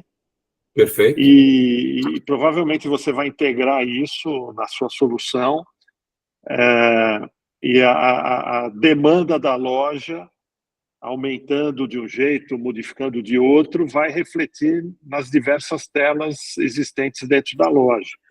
E se for isso, e pensando nisso, olha só, eu sei que é o pastor ou o Moisés chegando, pode ter um perfil na geladeira e uma tela na geladeira. Eu sei que a Miriam está chegando, é outra. Eu sei que uma criança está chegando, é outra. E a gente vai tendo perfis apropriados para cada perfil de cliente que está chegando. Olha que nível a gente pode chegar em termos de especialização. O Wilton também. Wilton, pois não. Duas coisas rápidas. Numa loja no interior de São Paulo, a gente colocou um equipamento para substituir um caixa eletrônico. E ele tem uma câmera para a gente ver o público. E foi surpreendente que das 8 às 9h30, 85% do público era masculino que passava na loja. Nem o dono imaginava isso. Nem o dono imaginava isso. E outra coisa, eu trabalho, eu integro várias soluções. Eu trabalho com empresa de mídia e de tela. E a gente tem essas soluções já para o varejo. E aí depois, se vocês quiserem, através do Viriato, a gente pode apresentar para vocês também. Tá? Olá, Wilton, isso que eu ia dizer, já está convidado a fazer a apresentação, sim, viu? Tô dentro, Wilton. Não sou eu, são os meus parceiros que eu vou trazer para fazer a apresentação, tá bom? Olha, cobre o Viriato. Já está convidado, já. Ó, o Olegário, que é um cara de pesquisa, nosso professor nessa área. Deixa eu ver quem mais está aqui da área de inteligência. O Panzerini já saiu. Bom, enfim, o pessoal de inteligência, ouvindo tudo isso, deve ser música para os ouvidos, né? Porque você capta dado continuamente, né? Fluxo, perfil, e você automatiza as estratégias, né, de PDV. E o mais lindo é que nós temos muito caminho a percorrer ainda. Olha o Legário aí, querendo falar. Diga aí, Legário. Você provocou, né? Estou aqui só aprendendo, só absorvendo, mas... Sabe que hoje a gente estava numa conversa de um desafio, de um projeto que era justamente a amostra. Porque quando fica aquela coleta que depende do funcionário na loja... Não. Quando eu pedi para a pessoa, não, nós já fazemos tal coisa. Eu falei, me descreve, né? Não, funcionário na loja, você já detectou fraude? Já! Aí começa. Qual o tamanho da amostra? Não é representativa de nada, né? Já é um desafio. Mas realmente traz um recurso aí. Acho que o desafio que eu vejo, do ponto de vista de pesquisa de inteligência, é assim, que de alguma forma a Moisés já abordou para a gente saber fazer a pergunta de negócio certo. Porque senão a gente morre afogado no oceano de dados aí, né? Porque gera muito dado, pode gerar dado, tem que gerar dado com qualidade e usar. Porque não adianta gerar o dado se não tem uma pergunta de negócio muito clara para responder, né? Só vai por custo no processo. Sabe, professor, que a gente fez no passado um sistema que fazia auditoria de estacionamento rotativo, em que a gente teve estacionamentos rotativos, às vezes que tu paga R$30 para estacionar teu carro 3 horas e tal, em que a gente chegou a pegar 31,8% de desvio do faturamento. Imagina 31% do teu faturamento desviado. É muito dinheiro. É muito dinheiro. Por quê? Porque o dono de estacionamento, ele tinha 2 inimigos em comum, porque o funcionário ganhava salário mínimo e via movimentar muito dinheiro e achava que era explorado. E o cliente, bota o meu carro aqui, não fazem nada com ele, eu tenho que pagar R$30, sou explorado por aquele dono da empresa. Isso fazia com que a tentação de fazer um conluio, cara, estaciona aqui, eu não te dou ticket, te cobro metade, porque tu vem todo dia, era muito grande. isso fazia o desvio ser muito grande. Então, a gente fez um sistema de auditoria em que, se o teu carro entrasse e não registrasse no cupom, automaticamente gerava um alarme e eu entregava um relatório mensal para o proprietário da rede de estacionamento. Só que o nosso relatório era completo, eu mostrava todos os casos, o que acontecia e tal. Resumo, era muito dado e se perdia, ficava sem informação. Porque o dono acabava não tendo tempo, era informação demais, precisa demais, e ele não utilizava. Quando que ele começou a ser útil? Quando a gente diminuiu de 50 folhas para 2, em que a informação era objetiva, consolidada e focada no que importava. Então, menos é mais, muitas vezes. O Eduardo quer perguntar também. Eduardo. Oi, me escuta? Sim. Está escutando? Não? Sim. Não, a questão do varejo, acho que estou dividindo aqui em dois momentos. Um momento é você identificar a oportunidade de uma reposição, que está recompor o cronograma, mudar o cronograma. O outro momento é da execução, é sair, precisa repor. Né? E aí hoje você cai a loja é um ambiente caótico, né? As pessoas que estão lá, a gente sabe que o varejo tem uma rotatividade muito alta, e a grande parte da dificuldade está na execução da demanda, né? Certo? É uma outra dificuldade. Eu posso ter a informação, mas eu não consigo executar de acordo, porque a estrutura que eu tenho não está adequada para isso. Mas acho que esse é um ponto de a gente ter soluções interessantes, mas não conseguir o resultado esperado, porque a execução fica para trás. E essa é uma realidade do varejo. Eu estou 100% de acordo, Eduardo. É exatamente isso, um dos grandes problemas. Um outro ponto, aproveitando aqui, eu sou do tempo que o RFID ia resolver a vida do varejo. Né? Não ia fazer inventário, o recebimento ia ser automático, os caixas tudo automático, o RFID resolveria, e na verdade, estou muito aquém da expectativa. Né? Não sei qual é a visão que você tem com relação a essa questão do RFID. O problema que eu vejo no RFID é que ele tem um custo variável. Isso inviabiliza muita coisa.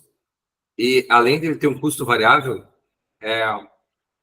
sabe qual é a tecnologia que ela é infalível, Eduardo? Nenhuma. Todas elas, os caras vão entender como se burla. Então, tu tem uma tecnologia que tem um custo variável e que ela é falível, ela acaba te trazendo uma série de efeitos colaterais. Eu tive um cliente, que obviamente não vou mostrar quem é, porque tem contrato de sigilo com eles, mas ele colocou um sistema de RFID no varejo. E os clientes entenderam o problema, eles iam para o provador, eliminavam o RFID e saíam. Uma vez que eles entenderam o processo, as perdas multiplicaram-se muito, muito, muito mesmo. Por quê? Porque nem todo mundo tem a boa índole. E se o cara que entende que aquele tem um sistema falho, é fácil de tu resolver, bom, ele vai lá e vai aplicar e vai te trazer muito mais transtorno do que ajuda. O Viriato, por favor. Por isso que eu sou um defensor, aí pegando o que o Eduardo falou, que o Moisés respondeu, por isso que eu sou um defensor de que a inteligência artificial não só auxilie compondo soluções como o Moisés faz, como o Wilton faz e outros que já fizeram apresentações aqui, mas eu sou um defensor de que a inteligência artificial tem que, levantando dados, compile e entregue um plano de ação, porque ela tem capacidade de fazer isso. Eu tenho treinado a minha inteligência, Pastore também e tudo mais, e nós temos trabalhado com a construção de personas que fazem isso, e que podem ser, via API, conectadas aos ERPs, entendam o que está acontecendo, compilem e cuspam, no bom sentido, um plano de ação para que aquilo entendido, processado, seja colocado em ação, seja transformado em atitude no ponto de venda. Eduardo e outros varejistas que estão aqui. Eu tenho feito isso ainda incipientemente na rede que eu trabalho e posso dizer para vocês, gente, o poder e a velocidade de compilação de dados da inteligência artificial é assustadora. E é para isso. Hoje as empresas não têm falta de dados. O que falta para as empresas não é dado. Falta para a gente que consiga analisá-los e colocá-los em prática. E nisso a inteligência também pode nos ajudar. Muito bom. Ô Moisés, eu vou fazer uma pergunta, mas você vai responder no final de tudo, tá? Tá.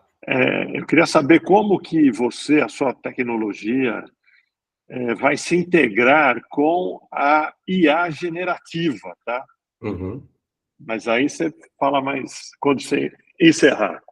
Perfeito, perfeito. Então, vou dar uma acelerada por causa do horário, mas vamos lá. Respondendo a tua pergunta anterior, Pastore, um grande foco do varejo é controle de perda, né? Controle de perda, quer seja no recebimento, quer seja na expedição, ou quer seja no checkout. Então, isso aqui é um sistema que está sendo muito utilizado, em que a gente usa inteligência artificial para reconhecer comportamentos. Então, este caso é um caso real. Essa operadora está de conluio com esse cliente, ela vai passar 3 carnes: o coxão mole, a picanha e a linguiça. Não por acaso, a picanha ela vai esquecer, entre aspas, de registrar. Então, se a gente cuidar, a primeira carne ela vai registrar bem e as demais, a segunda carne ela vai só fingir. Olha só, a primeira ela foi lá, pegou e registrou normal. A picanha, ela só fingiu. Agora, a linguiça, ela registrou normal de novo. E já foi para o refrigerante. O sistema de inteligência artificial detectou que passaram 3 carnes, só que ela só registrou no cupom fiscal 2. Então, a gente gera um alarme, item não registrado, e gera um pop-up na central de segurança, mostrando o momento que a picanha passa e não é registrada. E aí a segurança pode ligar para o fiscal mais próximo para ir no caixa: olha, a senhora esqueceu da picanha e tal. Ah, é mesmo, dessa vez. E aí tu evita as perdas. Por quê? Porque são centenas de operadores, nem todo mundo tem 100% da índole apropriada. E aí é fácil de entender qual é a tecnologia e aqui falha, é aqui que eu vou trabalhar. Fernando, por favor. Moisés, parabéns aí pela apresentação e obrigado aí, Ricardo. Sempre que eu vejo assim, entrar aqui com vocês é um MBA incrível. Parabéns aí pelo conteúdo, parabéns de verdade. Falou isso sem groselha. Quando eu vejo aqui a questão da prevenção de perda, me passa pela cabeça um filme no Varejo Farma, né, onde eu trabalho há 22 anos. O Varejo Farma é abençoado com um fluxo gigantesco de clientes e muitas vezes a gente considera o melhor vendedor, o melhor balconista, aquele que tem a maior venda, quando na verdade ele é só o cara que está ali atendendo no maior horário. Vendo aqui, está passando um filme na minha cabeça para o uso dessa tecnologia para entender o funcionário que está registrando só tem um item no cupom, ele está fazendo vários atendimentos no intervalo muito curto, e eu poderia estar aumentando a produtividade ali, colocando mais balconistas, coisa que eu nunca vi um balconista de farmácia chegar para o gerente dele e falar assim: senhor gerente, pelo amor de Deus, coloca mais alguém aqui do meu lado para ajudar a vender, que eu não estou conseguindo. Com essa visão computacional aqui, eu diria que tem muito dinheiro na mesa de melhorar a produtividade, dimensionando melhor a força de trabalho. Eu não estou falando de diminuir, não, né? Estou falando de aumentar mesmo, porque realmente a venda do varejo hoje ela acontece muito mais entrega do produto do que uma venda adicional. E fica um número aqui para a gente estressar depois no futuro, talvez em outro evento: 55% dos cupons que saem de farmácia tem só um item. E a gente brigando por ticket médio, brigando aí por média, né? Aquela história do estatístico que se afogou no lago de 60 centímetros porque ele foi acreditar na profundidade média. Parabéns aí, Moisés. Legal, eu te dou 100% de razão, Fernando, porque é isso mesmo. A gente tem condições de aproveitar a inteligência artificial para nos ajudar a ser mais eficiente. E o cross-selling na farmácia tem tudo para acontecer, não pode ser a maioria com um item só. É sinal que a gente está deixando de aproveitar aquele cliente para várias outras vendas correlacionadas.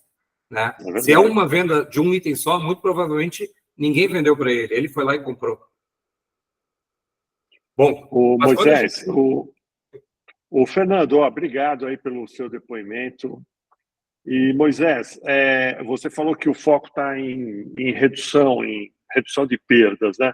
Mas, olha, numa visão empresarial, eu gostaria que os tomadores de decisão tivessem aí um roadmap envolvendo tudo. Tudo bem que prevenção de perdas talvez seja, de fato, onde a empresa consiga segurar a sangria aí, né, mais rapidamente. Mas o exemplo que o Fernando dá é uma outra oportunidade também, né? Claro. O que o professor, o Legário, o professor Parente ensinava para a gente. O desperdício é também na venda, quando você deixa de vender, né? Então, eu gostaria que os varejistas tivessem acesso a linhas de financiamento para atacar tudo de uma vez só, né? E não falar, olha, esse ano vou fazer isso, no que vem vou fazer aquilo. Pô, é uma curva muito lenta de buscar eficiência, de buscar valorização. As empresas que inovam, a gente vê aí a Raia Drogasil e alguns outros exemplos que investem mais em tecnologia em várias frentes, as ações explodem na bolsa. Quer dizer, o mercado já precifica, porque sabe que a eficiência vai chegar, né? Mas a gente tem uma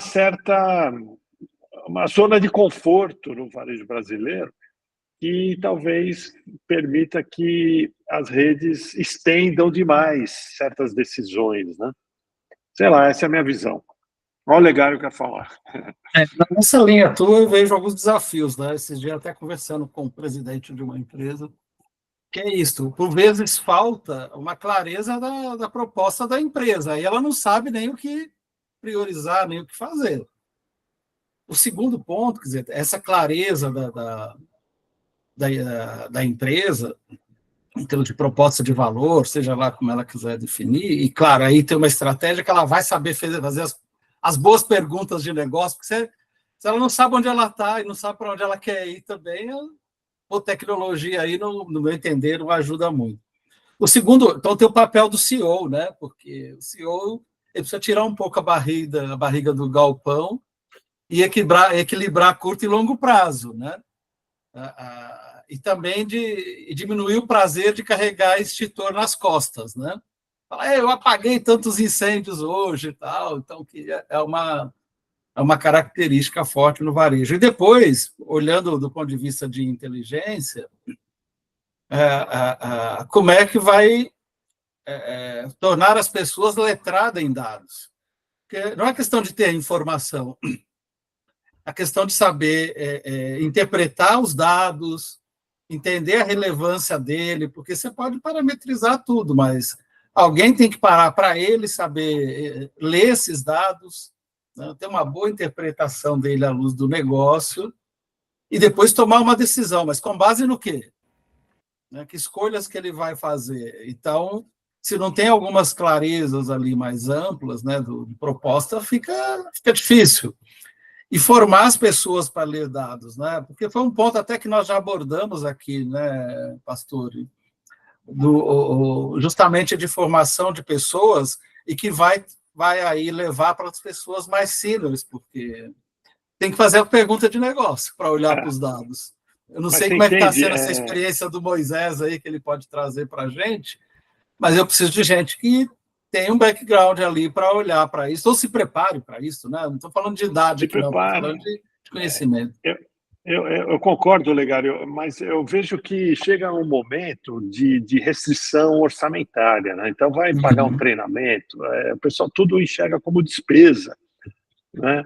Tem que ter uma abundância de recurso para a empresa gastar sem dó, porque sabe que vai ter retorno, né? Então, e isso inclui capacitação, treinamento, mudanças de processos, porque o resultado vem. O resultado do varejo brasileiro é muito apertado comparado com outros varejos. Pergunta para o Sérgio lá no Canadá quanto dá uma rede no final do ano. Ô, Miriam, eu sei que você está na fila aí, ó, você é a próxima, pode perguntar. As mulheres na frente. Isso.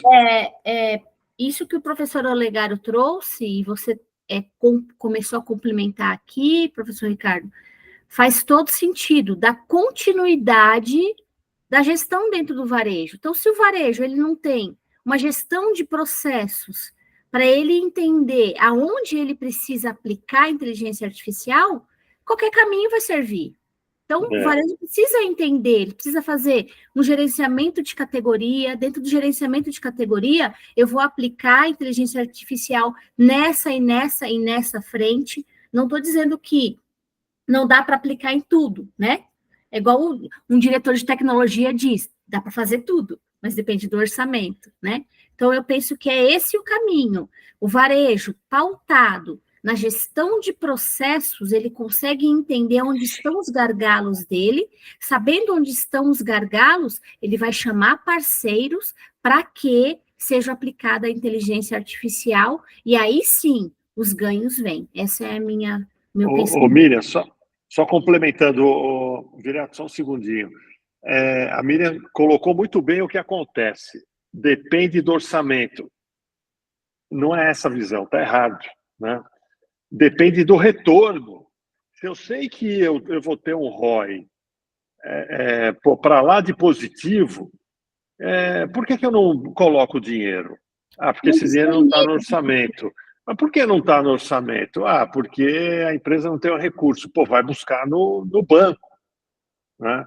Então, você começa a entrar um pouco na realidade brasileira, ver que, como as coisas travam, como demoram, né?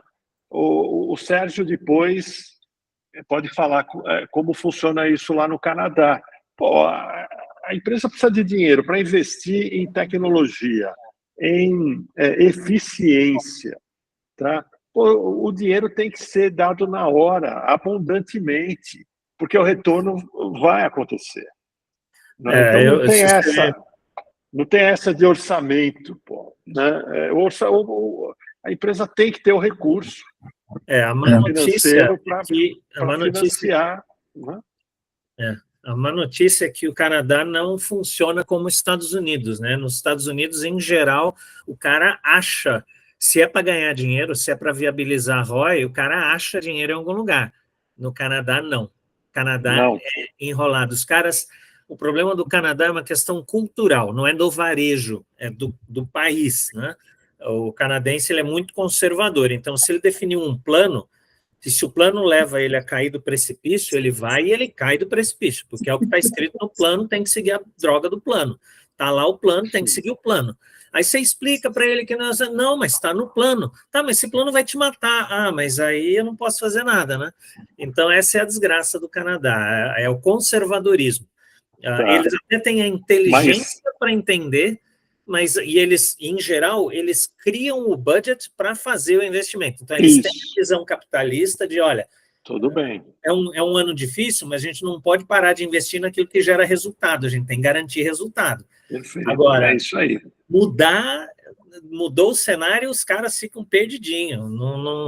Né? Devia aparecer uma coisa nova ali, fantástica, não, meu pai não falou para fazer, eu não vou fazer. É uma desgraça. E eu brigava muito na Bombardier por causa disso, porque as coisas mudavam muito rápido, né? E eu falava, cara, vamos mudar o plano. Não, a gente fez um plano, a gente se comprometeu com o CEO. Eu falei, cara, o CEO, na hora que vê que está perdendo dinheiro, as primeiras pessoas que ele vai demitir vai ser a gente, larga de ser burro, vamos fazer diferente. Não adiantava. Aí ele ia lá e demitia mesmo. Eu fui um dos que não foi demitido, mas a maioria foi. Viriato, pergunta aí, desculpe, hein, que eu segurei muito aí sua pergunta. Não, imagina, não é exatamente por isso digo que eu acredito que a inteligência artificial precisa, sim, ser treinada para responder as perguntas, para o Olegário tratar os dados, dizer para nós o que devemos fazer sem isso que o Sérgio acabou de dizer, ou seja, sem conservadorismo, sem modismo. Então, assim, para não ser ultra moderno e para não ser ultra conservador, mas que ela seja treinada para analisar os dados que estão dentro do RP, que foram gerados pela empresa, e ela dizer assim, olha, é preciso fazer isso. Se vai se fazer ou não vai se fazer, não sei, mas é preciso fazer isso. E ela é capaz de porque ela analisa sem paixões, sem coração, sem nada. Ela foi treinada para analisar friamente e analisará friamente. Se nós não interferirmos com o coração e não tolhermos ou podarmos as decisões que a IA vai nos dar nas análises que ela vai fazer. Ô, Moisés, olha, fica totalmente à vontade, o nosso tempo estourou, a culpa é sua, porque o tema é muito interessante, mas você tem dúvida. Ele tem o X-Reader para apresentar, e o X-Reader é... Então, quem na pode realidade, ficar, fique, ele vai apresentar. Isso aí, vamos lá. Ele é um fechamento de tudo que vocês estão falando, e na realidade parece que vocês fizeram um jogral comigo, porque trouxeram tudo que eu precisava de gancho para concluir com esse a última solução, que é o X-Reader. O X-Reader, ele veio de uma demanda do varejo. Quando a gente começou a botar aquele produto Xcast, em que ele monitora o movimento para ver se tem conluio entre operador e cliente, a gente começou a ser questionado pelo supermercadista para o seguinte problema.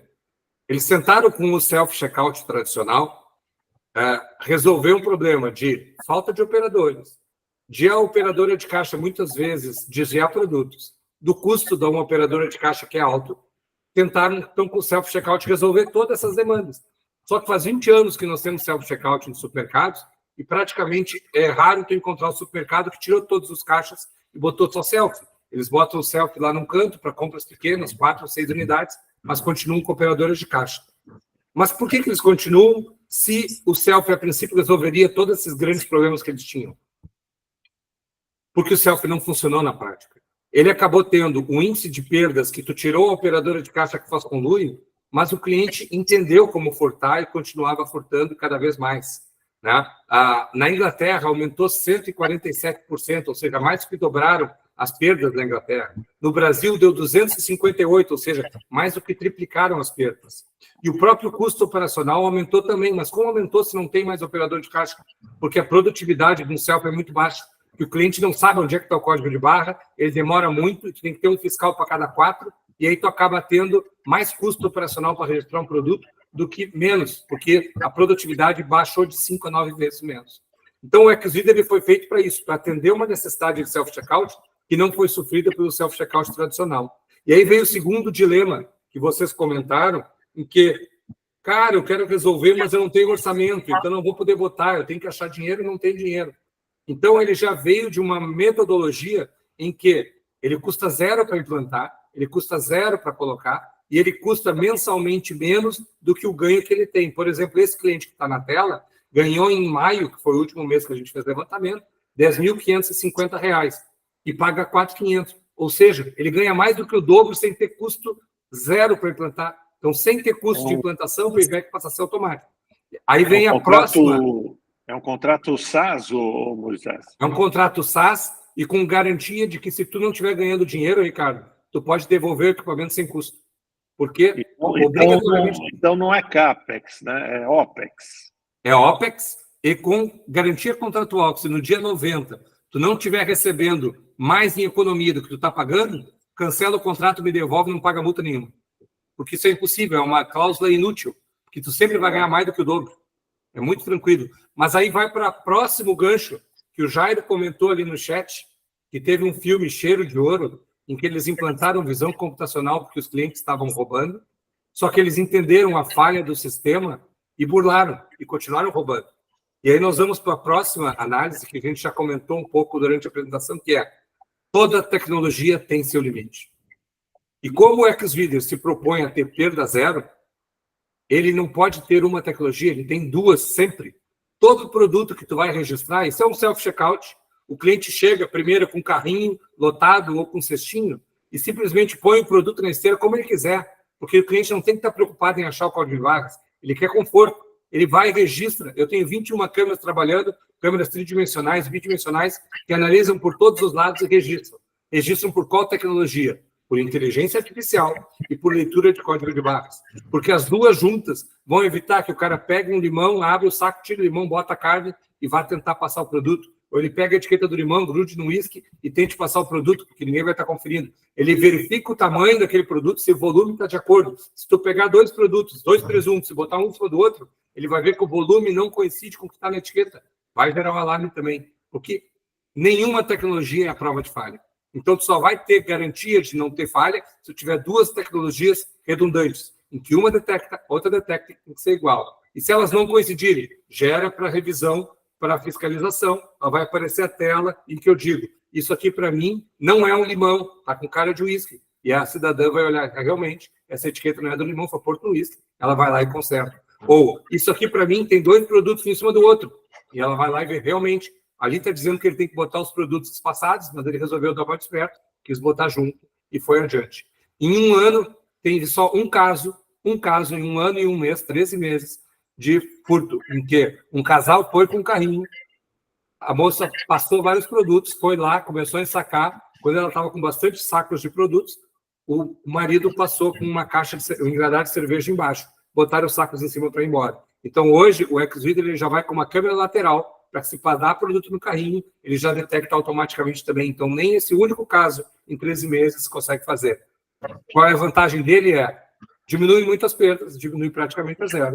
Aumenta a produtividade, porque é muito mais rápido, o cliente não precisa procurar nada, só botar os produtos no caixa.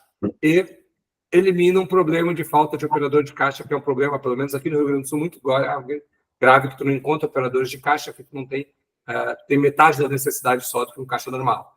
O último problema, que é a falta de orçamento, se resolve fazendo por ganho automático, através de pagar menos do que tu economiza. Então, é um último produto que a gente trabalha. Teve várias coisas que a gente trouxe. Viriato, quer contar alguma coisa? Não, eu só quero complementar um negócio. Essa solução do Moisés, o Xreader, ele permite, inclusive, o seguinte: como você pode suprimir o trabalho da operadora, você pode disponibilizar o empacotador, que custa infinitamente menos. Então, você faz o quê? Você garante que não vai ter perda, e aí você possibilita uma prestação de serviço que a maioria dos varejistas tirou, porque para ter a operadora não pode ter o empacotador. Aí o custo somado não vale a pena. Então, se você tiver o Xreader, você pode ter o empacotador. Então, além de você se garantir que você não perde, você ainda possibilita um serviço para o cliente que hoje ele não tem na maioria dos varejistas.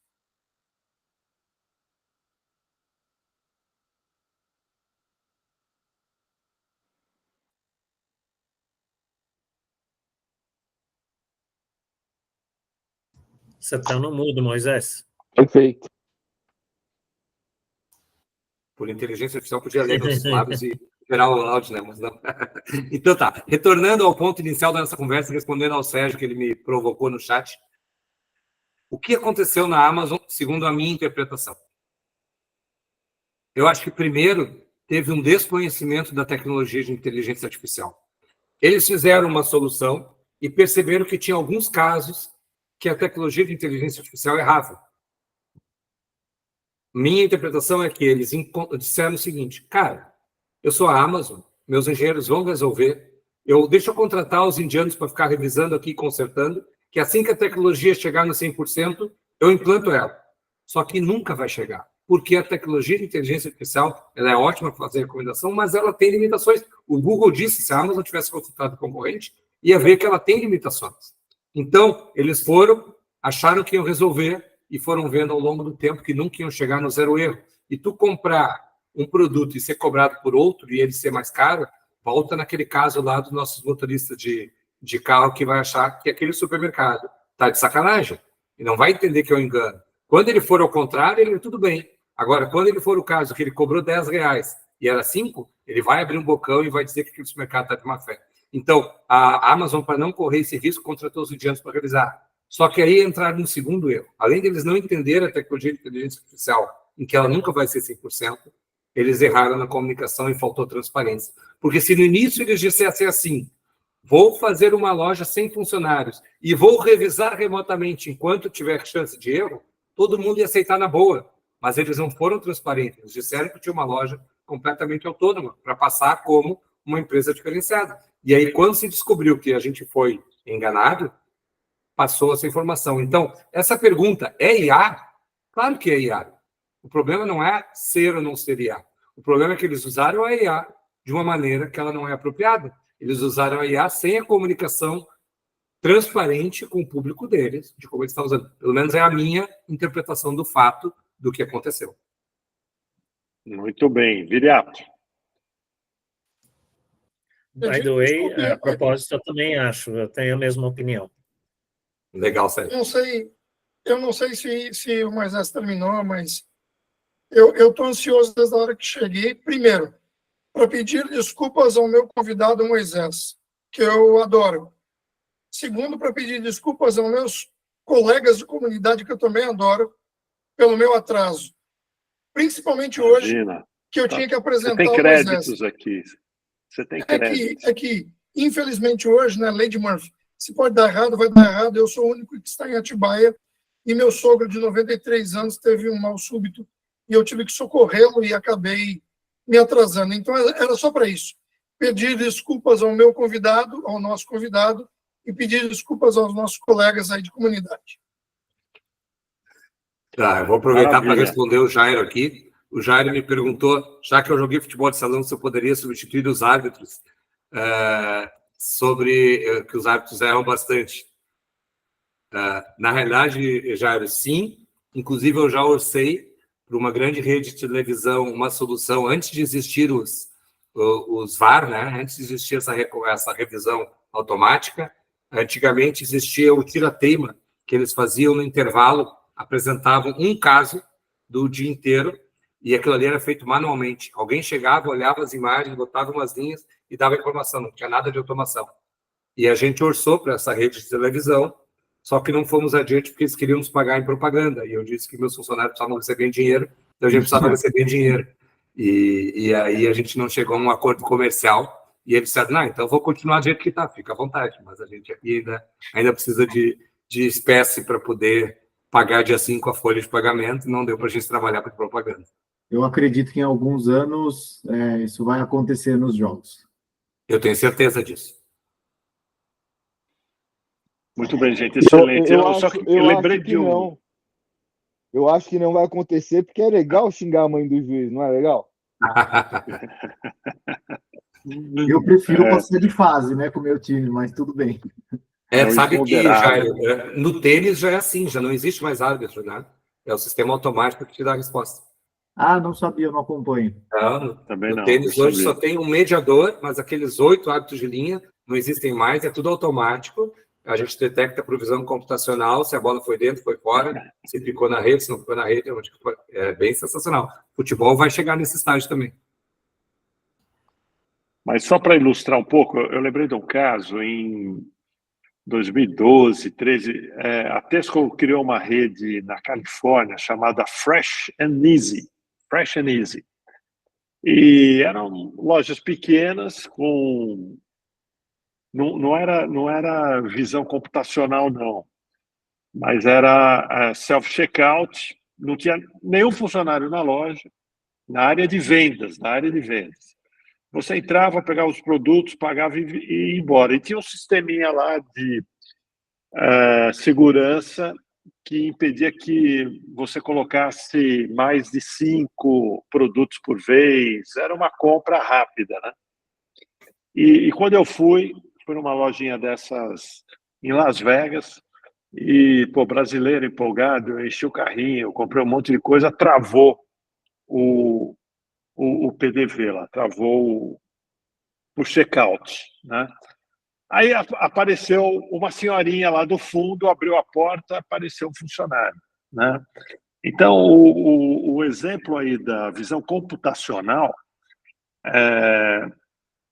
que eu espero que ela chegue muito rapidamente às lojas, né? Não só para agilizar o atendimento, mas também a operação, a gestão, o controle. Mas pode ser um sistema misto, né? Onde uma pequena equipe da loja permaneça, nem sempre na área de vendas, mas na retaguarda, e apareça naquele momento crítico, talvez, né? Então, eu acho que nós vamos acabar encontrando soluções assim intermediárias, flexíveis, né? Principalmente depois do depoimento que vocês deram aí, quer dizer, a tecnologia nunca vai dar erro zero, sempre vai ter algum tipo de erro, né? O que muda é a função das pessoas, né? As pessoas delegam as funções aos equipamentos e ficam na supervisão. Isso, exatamente. E eu acho que a Amazon nos traz um ensinamento muito importante, que é sermos transparentes na comunicação. Não tentar vender o que a gente não tem, porque isso vai voltar contra a gente alguma hora. Muito bem, gente, excelente. Queria agradecer muito aqui ao Moisés. Moisés, sua apresentação foi excelente, rica, detalhada, não é? Atual. Mas tem aquela pergunta lá que eu deixei, hein? Como é que tudo isso que você apresentou se conecta com a IA generativa, pensando nessa ferramenta nas mãos do pessoal de escritório, por exemplo, áreas de compras, marketing, área de gestão das redes, como que a IA generativa, como é que você está vendo o impacto da IA generativa na operação do varejo?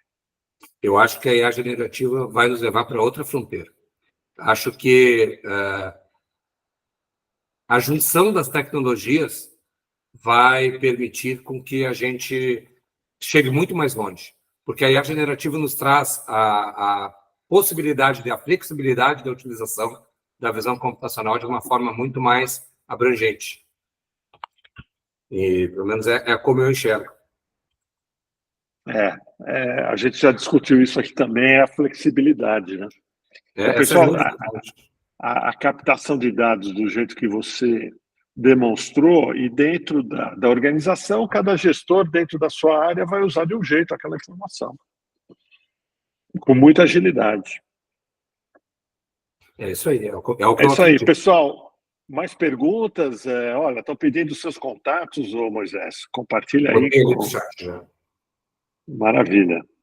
Ô, Viriato, então, já que você não abriu, já que você não trouxe o seu convidado, por favor, faça aí o encerramento. Senhoras e senhores, talvez uma das apresentações mais sensacionais da comunidade, mais longas da comunidade, são 21 horas e 3 minutos, e todos reunidos, sem sair ninguém. Muito legal. Moisés, parabéns. Muito obrigado pela sua gentileza e generosidade, porque eu sei dos teus compromissos e do tanto de coisas que você tem. E gente, esse cara tem muito mais coisas e muito mais possibilidades. E eu não canso de dizer isso, eu digo isso para todo mundo quando eu apresento o Moisés e onde eu o apresento. E, cara, nem ele sabe tudo que ele pode fazer, porque é uma loucura. O que ele já tem é doido e o que ele não tem é mais doido ainda. Moisés, obrigado. E, cara, faça da comunidade sua casa. O que você precisar de nós, estamos à disposição. E venha contar mais novidades para a gente quando você quiser. Que legal. Viriato, muito obrigado. Hilton, muito obrigado. Professor Pastor e demais colegas, obrigado pela recepção. Fico contente, desculpa o avançado da hora, mas é que a gente foi batendo papo e a coisa foi se expandindo. Mas obrigado mesmo por terem me recebido.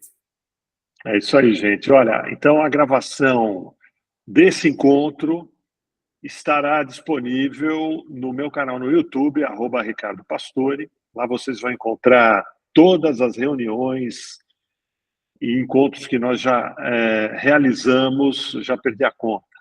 Se eu fosse um bom youtuber, né, eu diria, esse é nosso encontro número fulano. Não sei, qualquer dia eu conto e a gente fica sabendo. Pessoal, valeu, muito obrigado e até a próxima. Valeu, boa noite. Boa noite. Obrigado, pessoal. Boa noite. Obrigado, Moisés. Valeu, Moisés. Até mais, boa noite. Abraço.